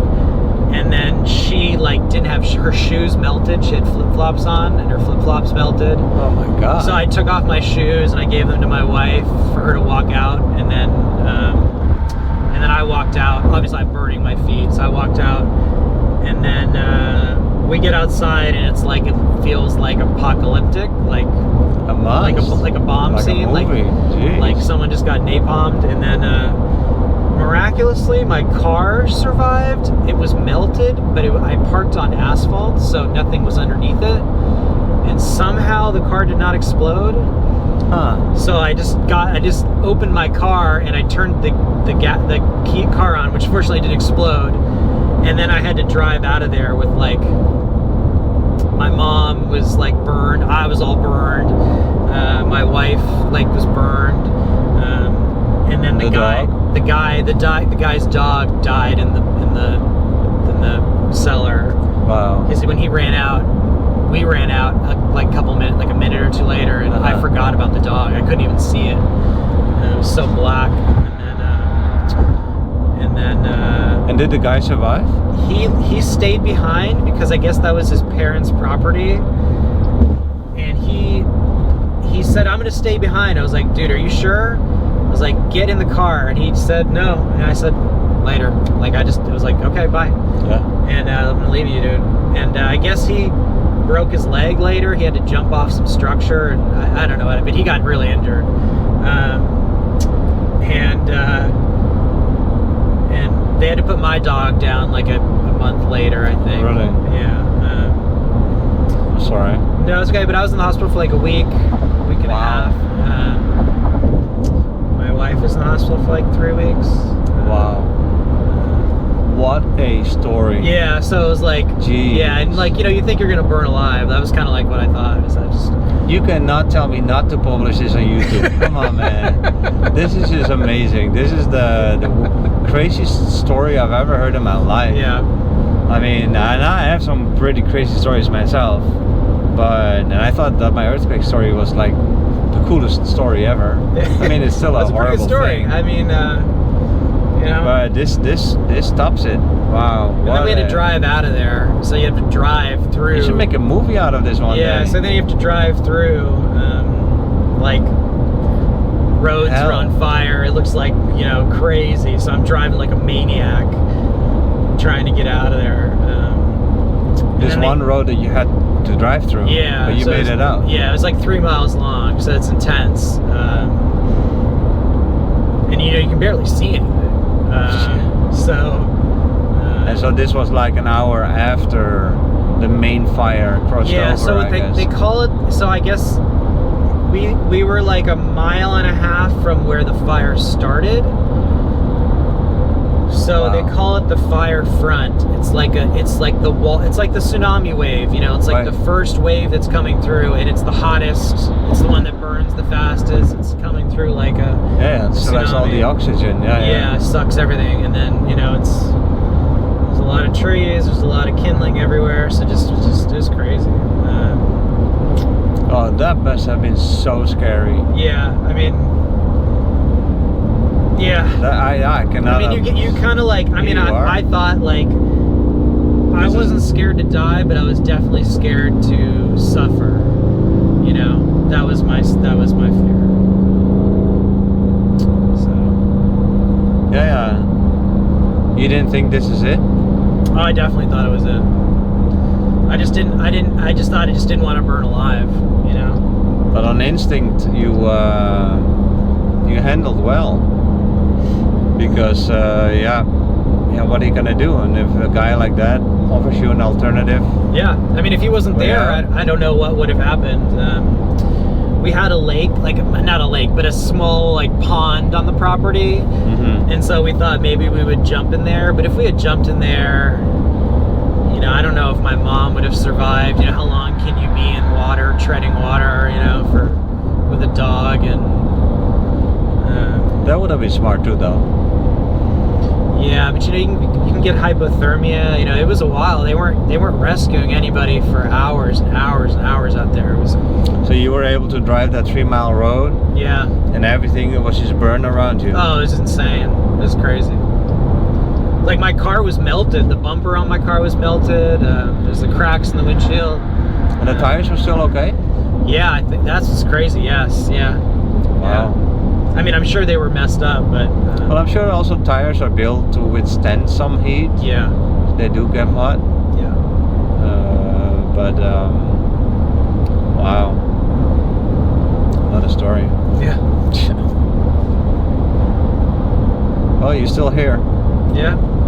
All right, another one. You said you had several. Yeah. Well, 3 weeks before that fire story, we were in Las Vegas. When the shooting happened. You were in Las Vegas when the shooting happened? Yeah, that was 3 weeks, or two weeks before. You mean this guy that from a hotel started shooting at a concert? Yeah. People at a concert? Yeah, so we were like a block away from Mandalay Bay and walking down the strip, and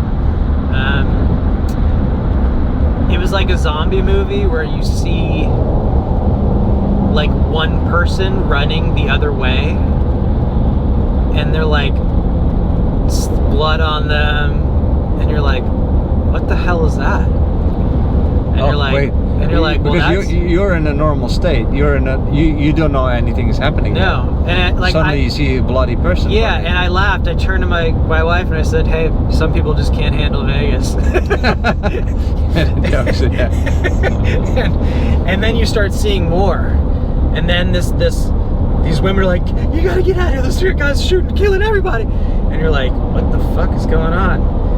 And then all of a sudden, you didn't hear anything. You didn't hear shooting. No, you heard a little bit, but like it's Vegas. It's kind of loud anyway. Like there's always like shit on the strip. It's like it's at a concert. Yeah, it could be anything. And so it took a while for the band also to understand that something was happening. Yeah, and then you see these people running, and then you see more people like, and you're like, what? And then we start running, and then they're like, we had to hide in some restaurant for like 8 hours. They wouldn't let us go. So it wasn't as traumatic. Like a movie. It wasn't like as traumatic as the fire story, but it was interesting. It was like, holy shit! I was like right in a shooting, basically a block away from a mass shooting. So there's that one. That was 2 weeks. That was intense. And then I've actually been I was in another fire in college. My apartment burned down in college. Your apartment burned down? Yeah, in college, yeah. While you were in the apartment? Yeah, I had to jump out the second story window. You jumped out of a second story window? Nah, listen, come on, Yeah, I you're was pulling my pants 23. now. This I was 23, yeah. you're pulling my pants, right? I mean, I'm starting to now not believe you anymore. No, yeah. It's ridiculous. Not one person on earth can have 3 of these stories. Yeah. I was 23. Everybody jokes, they're like, how many fires are you going to be in? I was like, I was just gonna say, do I have my? I was like, I have my fire extinguisher in the back. I was like, yeah. So, okay, I should be fine. My friends joke, they're like, I don't want to fly with you. Right? Exactly. Yeah. And then I find out halfway the Uber drive. Jeez, I know we have 50 minutes. But you know, the funny thing is, I would say after the fire, the real fire story I told you, is that's kind of like when everything started good happening to me. Like I found like a new job and I started making money and like I started doing, it was interesting. Like I felt I had all this bad luck and then I like got out of the fire and I felt like I had nothing but good karma and still do for years and years and years. Well, the bad karma got burned. You left it in that home. Yeah. Wiped out. No, but seriously, did that event of because that's like a near-death experience almost, right? Yeah. That where you go like, okay, this is it. But you find yourself getting out of it, as a miracle. Yeah. Does that change your attitude in life? Maybe in a way? Yeah, for sure. I mean, that's why I think I do things all the time on birthdays, and I like to travel, and I think it helped me say, like, do I really want to have kids? Like, do I want to have kids because I want to have kids, or do I want to have kids because I think I'm supposed to have kids? And then just wanted to like live a really full life with my wife and just like enjoy everything that we could do together. Also, it made me not afraid. Yeah. Like. I mean, it's scary as hell, don't get me wrong. It was unbelievably terrifying, but when you go through it, it's kind of like, okay, like, yeah. I can imagine that it brings a very positive attitude in a way, that because you've been so close to death, and we all go one day, that you suddenly realize how valuable it is to be alive. Yeah.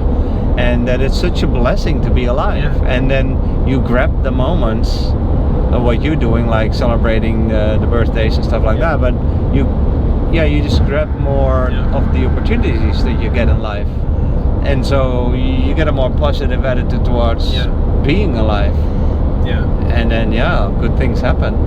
I mean, there's always like a recalibration that you have to do in your own life. Like I still get stressed for work. I still stress out about stupid stuff. Like I was stressed out about coming here for my job, and just I don't want to get fired. I want to keep my job. Like, and I get into that mode where I forget what's really important sometimes. And my wife had to remind me, it's not a big deal, like we'll be fine, so it's just like, okay, like I'm gonna come here and I'm gonna take the whole week off and I'll help you and support you, and that's what matters to me. I don't really care about anything else anymore. So but you always got to remind yourself of these things. Because automatically you would want to defend your job and your responsibilities, because that is the train that you're riding a lot, and sometimes you have to get off that train because something happens in life throws you off. Your wife was all right though, but I also believe that once something unexpected like that happens in your life, people around you very much understand and look at you, what are you going to do with it? And the fact that you did the right thing, I think you only got stronger in your job, because people appreciate what you do there, and they see, hey, this guy is doing the right thing, and that is the kind of guys that they want to keep, even though it's maybe business-wise,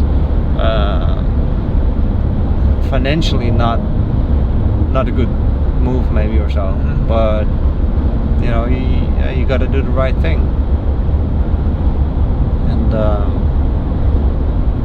And you said it beautifully though. Wow.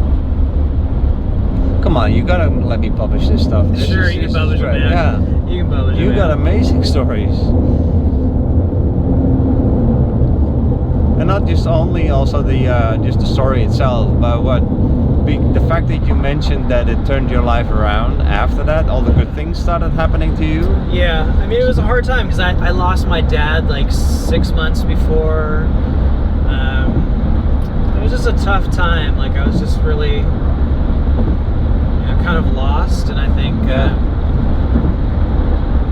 you just gotta like.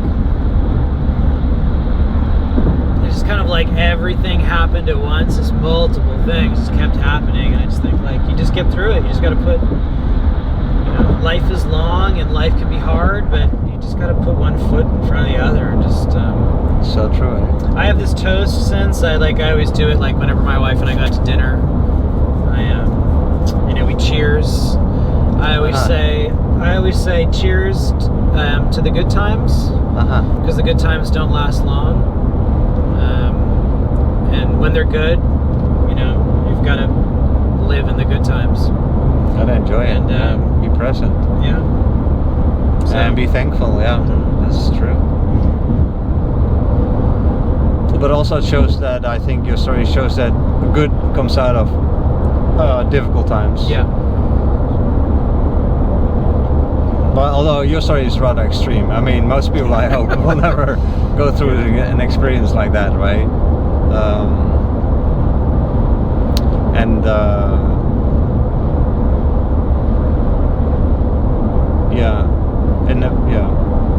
I mean, I'm very fortunate. There are people that lose, like in Naples, like in this hurricane, right? They probably lost everything, and they can't just say, "Well, I got to put one foot in front of the other and make it happen." It's hard, It's just sometimes like you get very lucky where you can. And the funny thing is that I've been Ubering also in those parts of Naples, and people take it so differently. That is so interesting. Is there's people that just sit in a car and sob over all the stuff that they lost, and that they're devastated. Yeah. And then you have another ride with somebody that also lost everything, but is like positively motivated and goes like, yeah, well, I lost everything, but hey, I'm still here. Yeah. My wife's still here. My kids are healthy. We survived. Yeah. Yeah, I lost everything. I don't care. And it's just a completely different attitude. And so the experience for those two different people is just completely different. Yeah. Let me give you another example. I don't know why this suddenly pops into my mind, but I'm 16 years old. I'm standing on this ladder painting a house. I'm on the second floor painting the window, and next to a lantern pole on the street, and here comes a mom with a child, and the child bumps into the lantern, boink, and starts crying. And the mom right away gets angry at the child and smacks the child on top of it. Shut up, you stupid this and that, shut up. And the kid stops crying. I'm telling you, no joke. 10 minutes later, another mom with her child walks near the lantern, and the kid bumps its head. And the mom right away goes on her knees and comforts the child. And the child stops crying. In both cases, the child stops crying. But it's a completely different experience. And it sort of showed me that you can have an experience, but it's really about your attitude towards the experience that makes all the difference in life. I mean, I've seen people lose everything and they shrug their shoulders and I lost everything, so what? I'm still here. Those people see what's important, right? And other people are devastated by it because they lost everything. Yeah. And I'm sorry for you. I think I've also that expression that things you own eventually own you. Oh, that's a good one. I just feel like if you just have a sense of what's really important, if you have family and community, and that's the most important thing. And also, I'm a fighter personally. I've always been a fighter. Wait, I want to write this one down. How did you say that again? I said the things you own eventually own you. The things you own I should have a recorder really one day because It's on so, YouTube. yeah, but but I have to go look for this 2-hour video. And by the way, the 2-hour long rides they never get popular. Yeah, but 151. Minute yeah, 151. exactly. The things you own eventually own you. Yeah, that's a strong one. I never heard of that one. That's a good one. I'm sorry I interrupted. That's okay.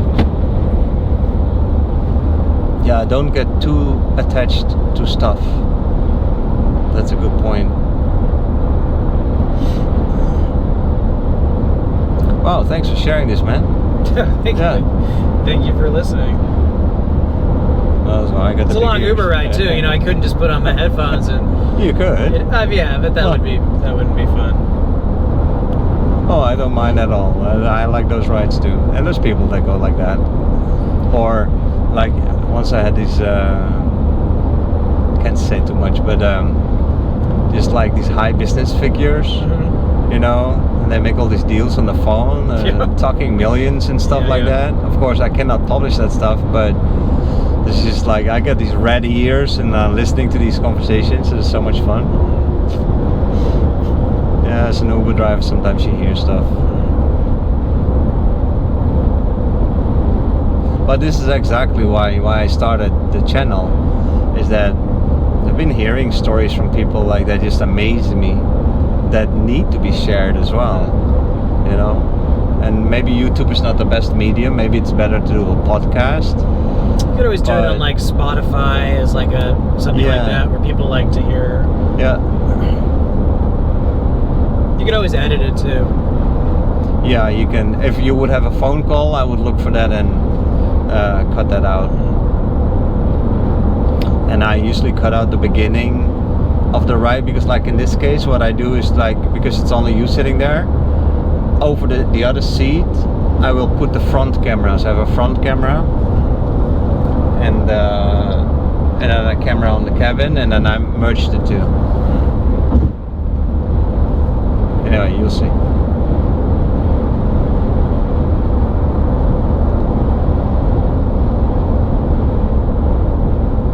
Well, yeah, maybe but can you also, like, let me see, because they actually say that you should also publish your videos on Instagram and Facebook. I don't think you can, because it's too long. Oh yeah, maybe. I don't think anybody really uses Facebook anymore anyway. So true, eh? And plus this generation, their attention span's like 60 seconds, you know? That's true. No, that's what I'm seeing on my YouTube video. It's like TikTok. I mean, I don't have TikTok, but... Yeah. No, but like conversations, that is like for a certain niche of people. Not everybody's gonna enjoy that.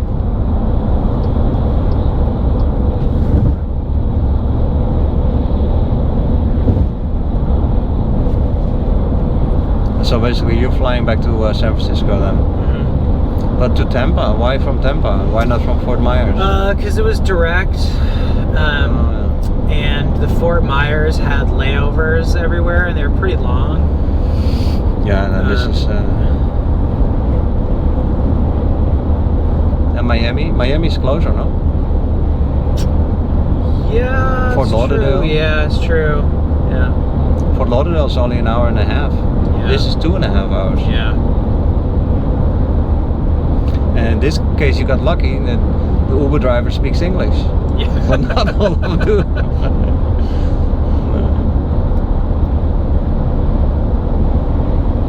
They're usually good guys, but a lot of foreigners, their first job is to drive for Uber, and Yeah, I know. you know, they need a car and don't speak English just yet.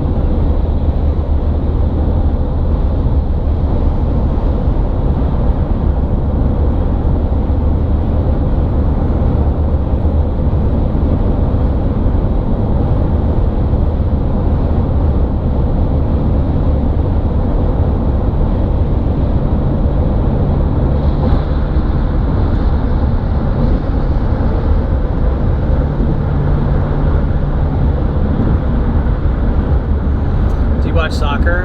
Are you a World Cup fan? My sons play soccer. Okay. He's 17 and he's on the field every day. Yeah, so with a travel club and then a varsity team in high school. He's super fanatic. Yeah, you guys have a good team. Naples High has a pretty good team. Yep. Oh, you mean the Netherlands? Yeah, the World Cup team. Oh yeah, we beat you guys. Yeah. Sorry. You guys are all like 6'8", you know. It's hard. Yeah, I know. It's like giants on. I know. I'm a shorty. It's so funny though that a country with 17 million people can beat a country with 350 million people. Yeah, it's because we don't. So yeah, because we don't play. You know, we're just always playing other games. It's coming though. I hope It's so. growing. I hope so. I would It love sure to see is. it happen. I mean, the US is still, they got pretty far. Yeah. And in 4 years from now, they'll come further. Until one day, maybe, yeah. Somebody told me that like 20 years ago, so that or our generation maybe, soccer was only a thing with PE. There was no soccer. Yeah, it's true. Teams. Yeah, I You played soccer at. I played in like when I was 13, 14, but I didn't grow up with it. Like, No. you know, I played baseball and football in the streets, you know, and we would, like those are the games that we played in the streets. Yeah. Soccer was just a funny thing during PE. Yep. They told me, and it's funny, it's the biggest sport in the world. But it's only lately getting traction here. Yeah, just wait until the US starts playing seriously soccer. It'll be coming. Well, the World Cup's going to be in. So true. Yeah, Canada, United and the States, US, and Mexico. Interesting. That'll be a big boost. I find the way they do the leagues, the MLS and all of that, sort of complicated. Yeah. It's hard to follow. Yeah, that's how I think about just soccer in general too. Like with the Euro leagues and the Spanish, the Latin American leagues, it's hard. Yeah.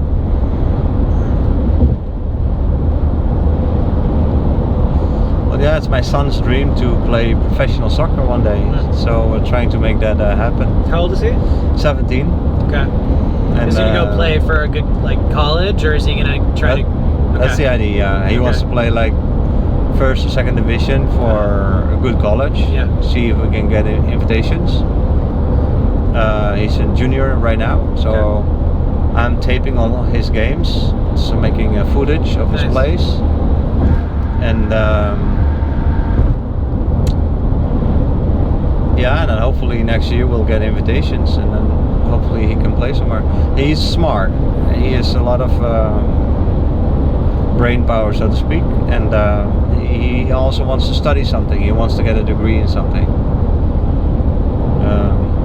Although his number one love is soccer. But yeah, the US is the country to do it, I think. And there's a lot of growth. There's a lot of professionalism towards sports. So, although he also has a Dutch passport, so he could potentially also play in the Netherlands. But yeah, currently we're here, so we'll see if we can make it work. Yeah. Those are fun times when you're 16, 17. Yeah. Scary times, but fun times. It's only scary because the girls don't always love you. The girl that you like the most. Darn. Yeah, it's an important time in life where you bond, where you get good friendships, stuff like that. That's why also we want to try to stay put in Naples for his sake, so that. But then once he goes to college and let's say that he does make a good team, yeah, I want to be there. Yeah, and my work is online. I'm in IT, so Yeah. we can move. We'll see if that happens. There's good schools in Florida. There's like Florida State, University of Florida, big college like sport schools in Florida.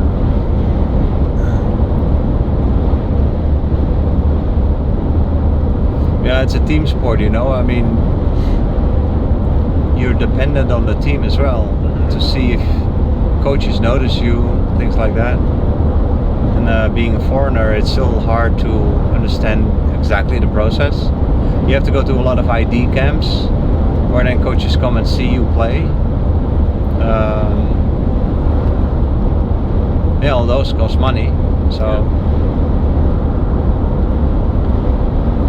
but yeah, that's basically what's going to be next year. A lot to go to a lot of ID camps and see if he gets noticed.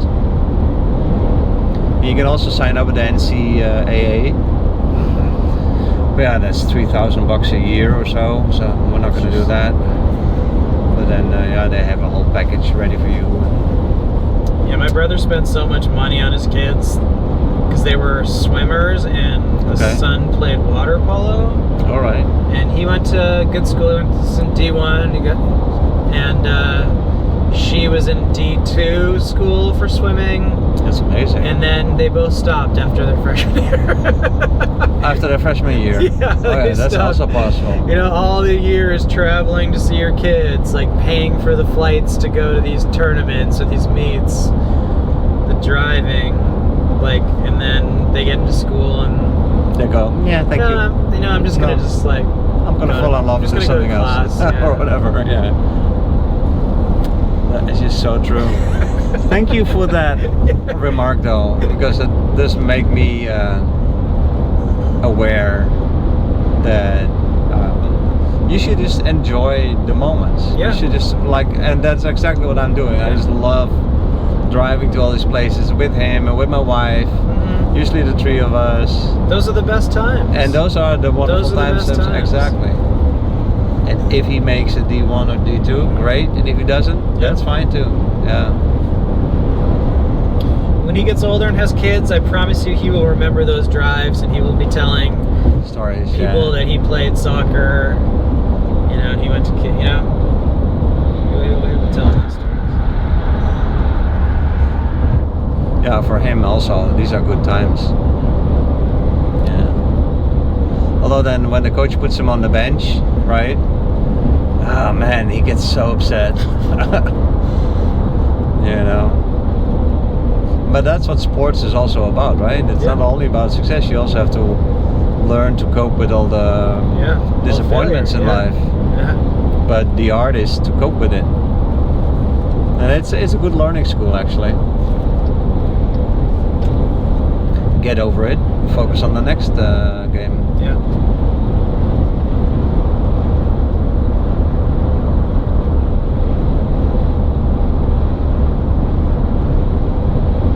But if you could fantasize, what would, I don't know why this now pops into my mind, but because you mentioned that it's not the perfect job, it is sort of boring. It's perfect that it fits your life perfectly and you wouldn't want to lose it. But what would be the perfect job? If the cases were more interesting? Or? No, I think the perfect job would be not having a boss. Would be running my own. But even then, that's stressful too, right? I mean, that's not easier.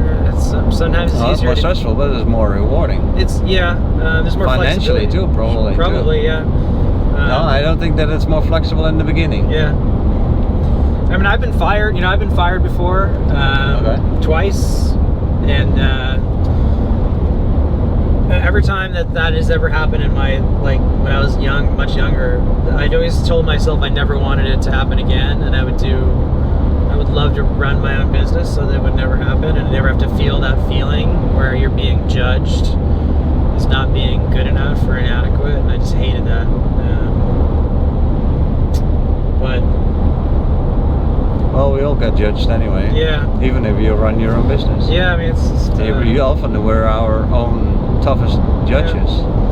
But so that's the dream, eh? So you have to start I mean, I think like to be really honest, it's probably just something that I when I wake up, I'm excited to do it. And when I wake up, I'm not excited to go to work. Right. But I wake up because I need to go to work, and, Right. I need to make money. Right. You know? And Right.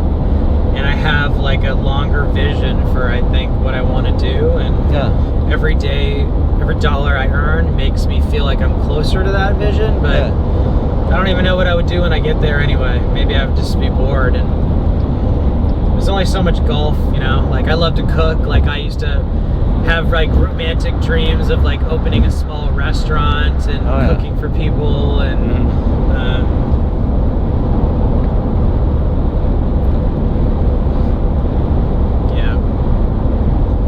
what about is the company that you're working for growing? Yeah, we're growing.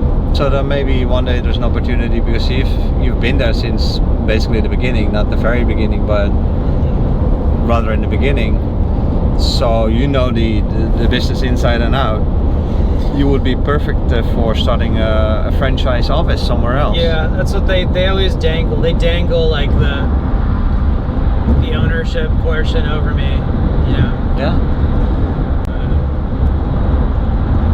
But also like starting your own office somewhere, but just using their name, using their business. Yeah. But it's your office, it's your income. You may have to pay a percentage, I guess. That's then the deal that you have to make. I mean, honestly, I probably could do that. I probably could come out to Florida and do that. Yeah, you know, Florida is a really lucrative state. I mean, to be honest, it's usually California, Texas, and Florida are the big states. And New York are the big states. Yeah. Think about it. Yeah. Maybe talk with the wifey. Yeah. See what she says. But it seems more interesting because then you're not so focused on the cases. Of course you are, but the focus is more overall. Yeah. And you will get your own people doing the cases for you, and you still need to sit on top of that. But it's also more organizational and customer relation and all of that. But interesting. I hope I never need you though. I hope you never call me. Hey, Mark. Well, it might be a good thing because then you won a bunch of money. You know, that's. Yeah. Right. Okay. Fine. No, but these are probably the cases are not really great. Yeah, it's true. No fun cases. These people get hurt, or they get cheated, or they get stolen, or they get whatever. Something bad happens because it goes to court. Oh, you must see a lot of interesting cases too, though. Like, how did I get away with this? All the time. Or what was that guy thinking, even trying something like that? Yeah. I mean, I read the news, you know. This guy hits a traffic jam, turns around and goes back in Germany, and eventually has 40 police cars following him and a helicopter on top of his roof. Yeah. I mean, and he tries to go to escape, so they block off the highway, so the highway's empty. He steps on it. I mean, what are you thinking? That you can get away from society? Are you gonna live alone on an island the rest of your life? It's just, I guess drugs and drink and whatever those people do, but it doesn't make any sense really. Yeah. So do you just turn around and go right back to Naples now? In this case, yes. Okay. Yeah. The chances that I will find a ride back to Naples are nil. Okay. But because this is a comfort ride, it pays me enough to. I can say I get 150 out of this ride. Okay. And that's for me is enough to be in the car for 5 hours. Yeah. It's $30 an hour. That's a good deal for me. Okay. If it was just a normal Uber X, I may have not taken the ride. Okay. Because then I would have gotten like maybe 100. Yeah. For 5 hours, that's $20 an hour. That's borderline. Okay. Yeah. And actually, it's still light. It's 4 o'clock. I may just for fun do a couple of rides inside Tampa. Yeah, I'll probably take a new ride from the airport. Okay. Grab a quick bite somewhere, and then I'm actually not even hungry. I seldom or never go to Tampa. I always go to Miami, Fort Lauderdale, and that was not fast. Yeah, it's funny you say that because I'd never think of Fort Lauderdale being closer, but it is. It's right on the same like parallel. Exactly. Right? Yeah. At the end of 75. Yeah. Yeah, brilliant. And then Tampa always feels like closer to me because it's just right up north. Yeah. It's an hour difference. Yeah. Yeah, people also fly from what's it called again? Punta Gorda, I think. Okay. There's an international or there's a domestic fielders that sometimes has good tickets. But yeah, it all depends on the destination.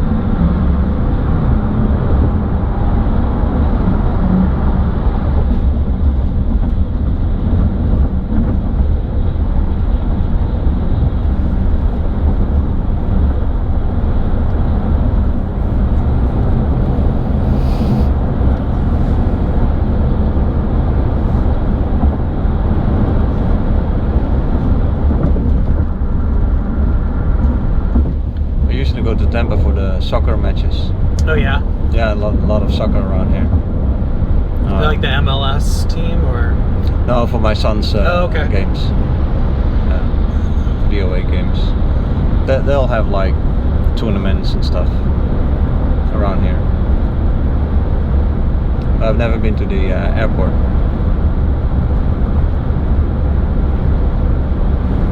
Can I ask, what do you drive? What kind of car? Yeah. I drove BMW. Okay. How's that holding up for you? I love it. Good car? You like it? Yeah. It's funny you mentioned that because I actually bought it after the fire. Oh, really? Yeah. It's a while ago. Yeah. 5 years. I wanted a car that could outrace 80-mile-an-hour fire. There you go. Yeah. So I bought a nice BMW. Yeah. It's a good way to do it. Yeah. Something like in front of us, or more? Yeah, an SUV? it's an M. It's an M2, if you know what that is. All right. No, not exactly, but yeah, but it looks it's a little smaller. It's like coupe, like more of the coupe, 2-door. Oh yeah, okay. Those are nice.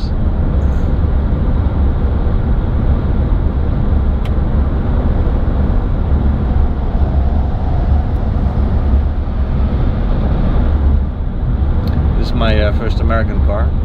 Oh yeah, what do you think? I think it's pretty good. I like it a lot. I did now 80,000 miles in 2 years. Wow. So yeah. That's a lot. 40,000 miles per year. Yeah. That's thanks to Uber. I've got 30,000 miles on my car right now. In 5 years. Yeah. Jeez, ready? Don't go anywhere.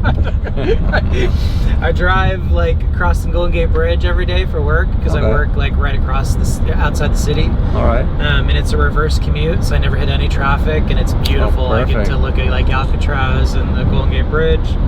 So every morning, if I'm ever stressed going to work, I'm like, I just love the drive. Just puts me at peace, and then and then you just I walk around in the city if I need to go somewhere. And that's the nice thing of San Francisco. You got good transportation. Yeah, and I don't need to drive everywhere. And actually, this reminds me of Mexico. Mexico City is full of this. Oh, those like highway tall, above a highway. Yeah. Funny, but yeah, San Francisco has good transportation. You don't always have to take the car, especially when you want to go downtown, you want to have a drink or dinner. That's better not to. Yeah, this is so comfortable. I love it. It's pretty good gas mileage too, and seats are comfortable. Yeah, actually, I was happy when I saw your car pop up because I knew that it was going to be comfortable for the drive. Yeah. Well, you ordered a Comfort. I know, but you never Usually, know. You never know. No? You never know. Well, comfort at least means leather seats. Oh, Right? it does? I think so. Okay. And usually a little bit more leg room, so it's a little bit larger cars, a little bit bigger cars. Yeah.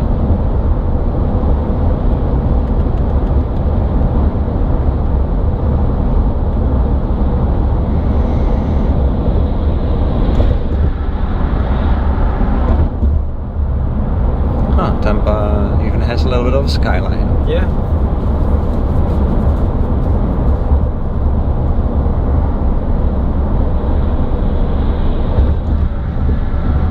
Tampa seems like it's growing. I've been here a few times. Yeah.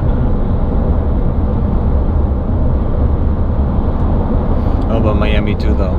Yeah, Miami like crazy. Highway, it's like crazy. Miami's crazy. Probably like I feel like all the people from New York, finance, everything, they just went to Miami. It's like they're never going back. That's what I'm hearing. Because my boss used to live in New York City. He doesn't live in San Francisco, and now he lives in Florida. Yeah. It's the climate. Yeah.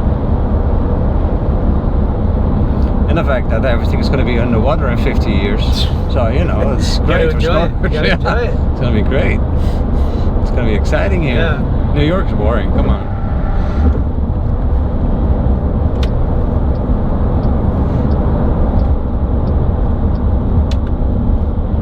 Yeah, or so they say. I don't know if Florida's going to be underwater, but yeah.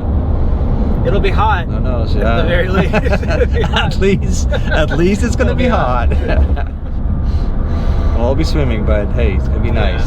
Every time I've been to Naples a few times in the summer. Oh my god. Yeah, that's. It was like when I was there over July 4th a couple years ago. Okay. It was 100 degrees and 100-degree humidity.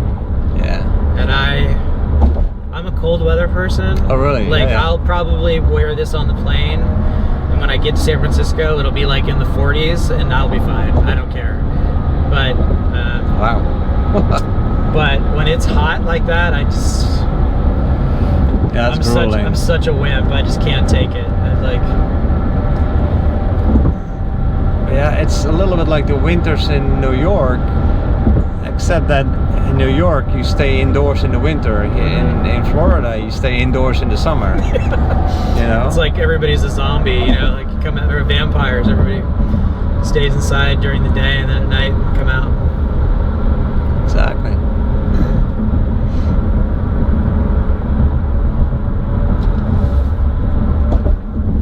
But yeah, I don't know. I got used to it. The first summer here, I also thought it was grueling. But I sort of like it. I sort of enjoy it. What also a trick is for me is to have fans on the ceilings, so that way that cools you down really nice, and then you don't have to put the air conditioner so hard. So the temperature at home is usually like 78 or so, which is a little on the warm side. But then when the ceiling fans, it's nice. Yeah, I like it. Got used to it, I guess.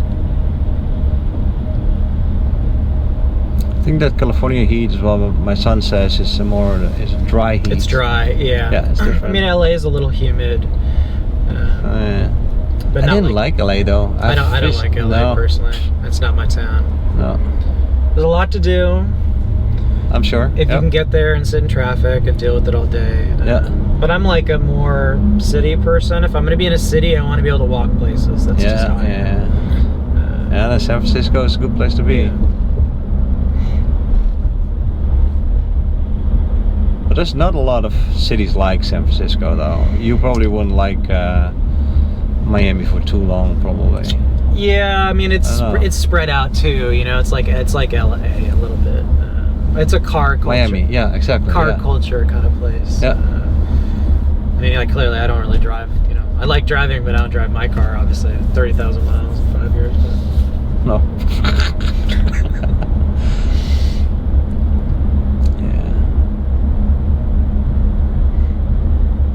That's why this is also not a good car to drive for Uber, because the depreciation is so high.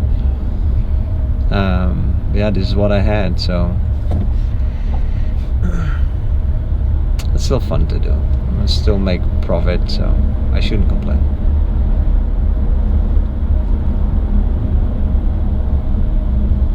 Well, if you need to make a living with Uber, you should drive a small like Toyota Corolla or something like that. That's so cheap to drive, and you can put the money in your pocket.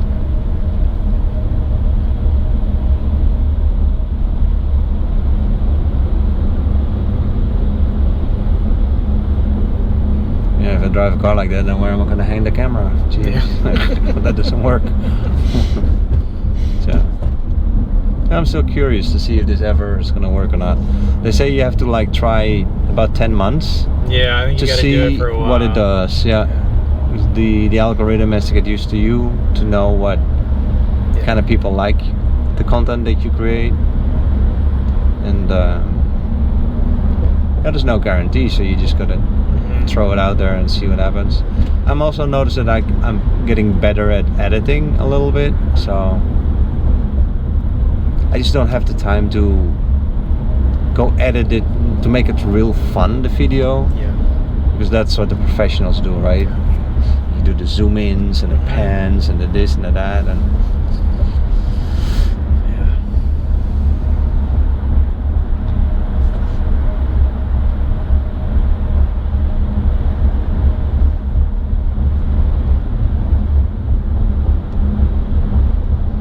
what time is the flight? 6. Boarding is at 6:15, so I've got time. 15 minutes. Get some food. Yeah. You're right on schedule.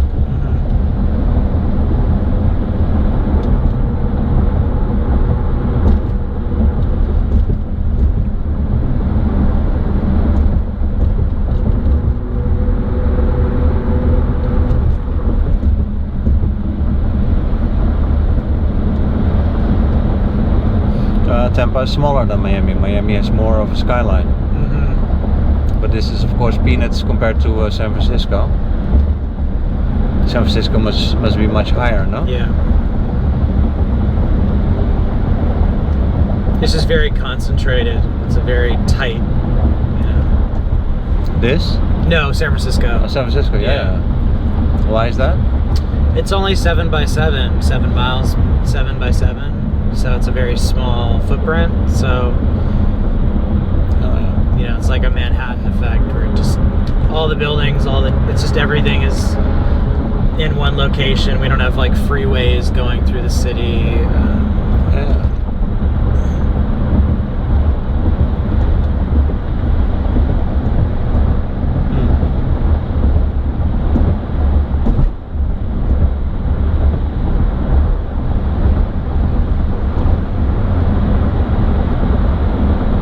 Have you ever flown an aircraft yourself?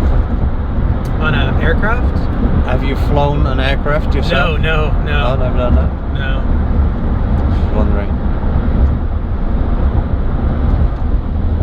Have you? Ultralight. Okay. Yeah, that was fun. I've been a passenger on the glider. that was super fun. I've been on some seaplanes.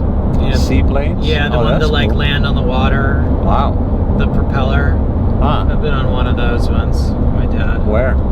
In the San Francisco Bay. Oh, okay. It was like a tour?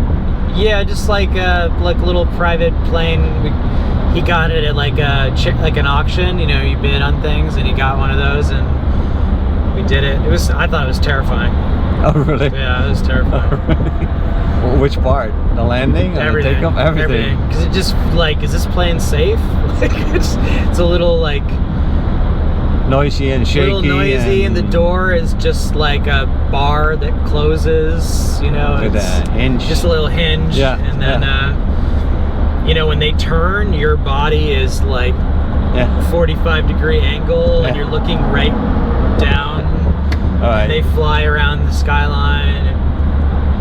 My dad loved it. He was loving it. I was just secretly, I just didn't complain, but I was just secretly couldn't wait until I got back on the ground. You think though that was this before or after the fire? It was before. Before, yeah. But I would think that after the fire you would get more adventurous. Like, oh, what the heck? Yeah, I got like a ton of guardian angels on my shoulders, so I can do anything. Yeah. Well, you also don't want to die in another tragic manner. Right. So That's you don't want to get true. fooled. Yeah. You don't want to get fooled twice. So You get that's actually more that's careful. the other part. Oh yeah.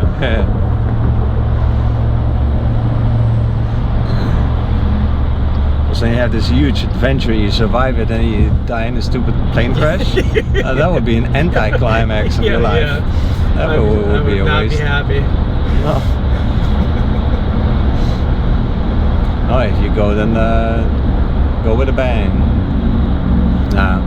No, it's better to go quiet.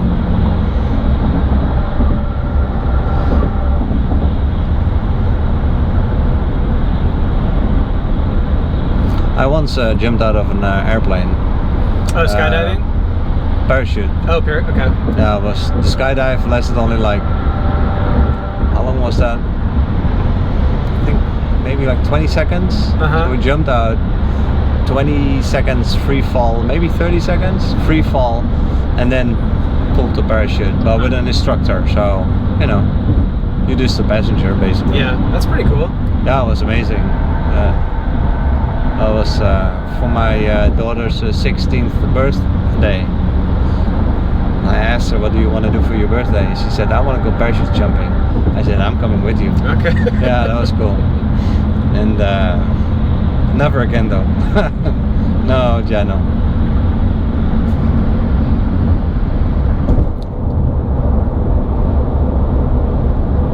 That's what, 6 years ago, 7? Yeah.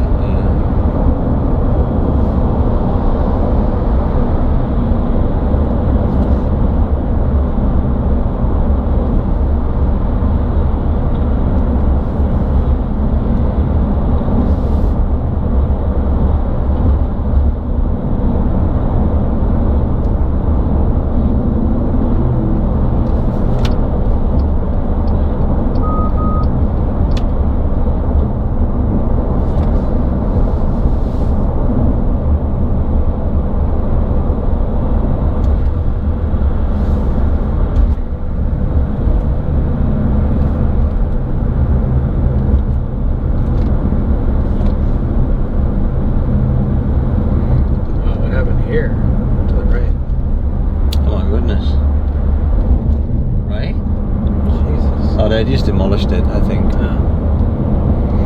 probably an old building of some sort.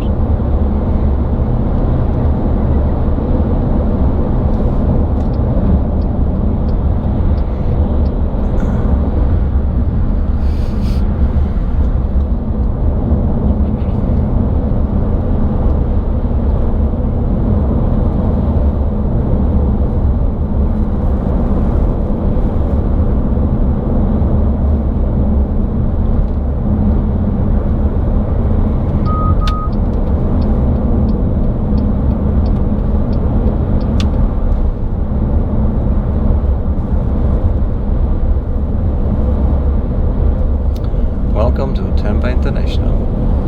Have you flown here before? No. Okay. So which airline? United, just United. the domestic. Yeah, United. Terminal.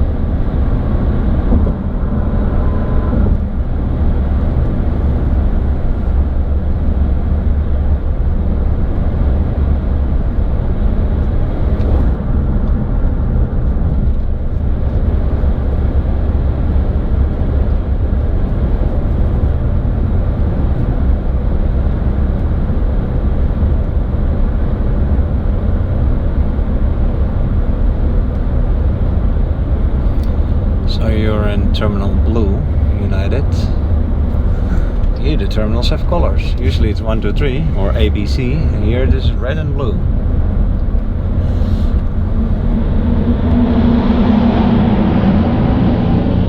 What was that? I don't know.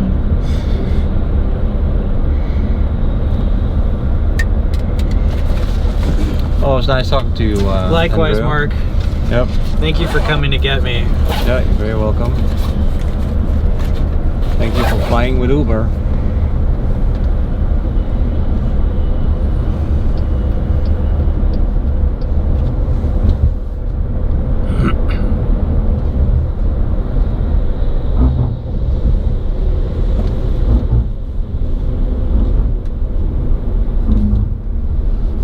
Do you only have carry-on, or are you also gonna check in? Just carry on, yeah. United is the first one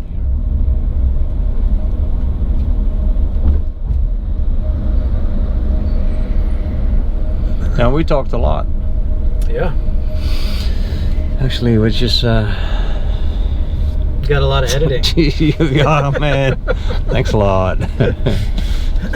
But some unique stories, that's for sure. Jeez. All right, here we go.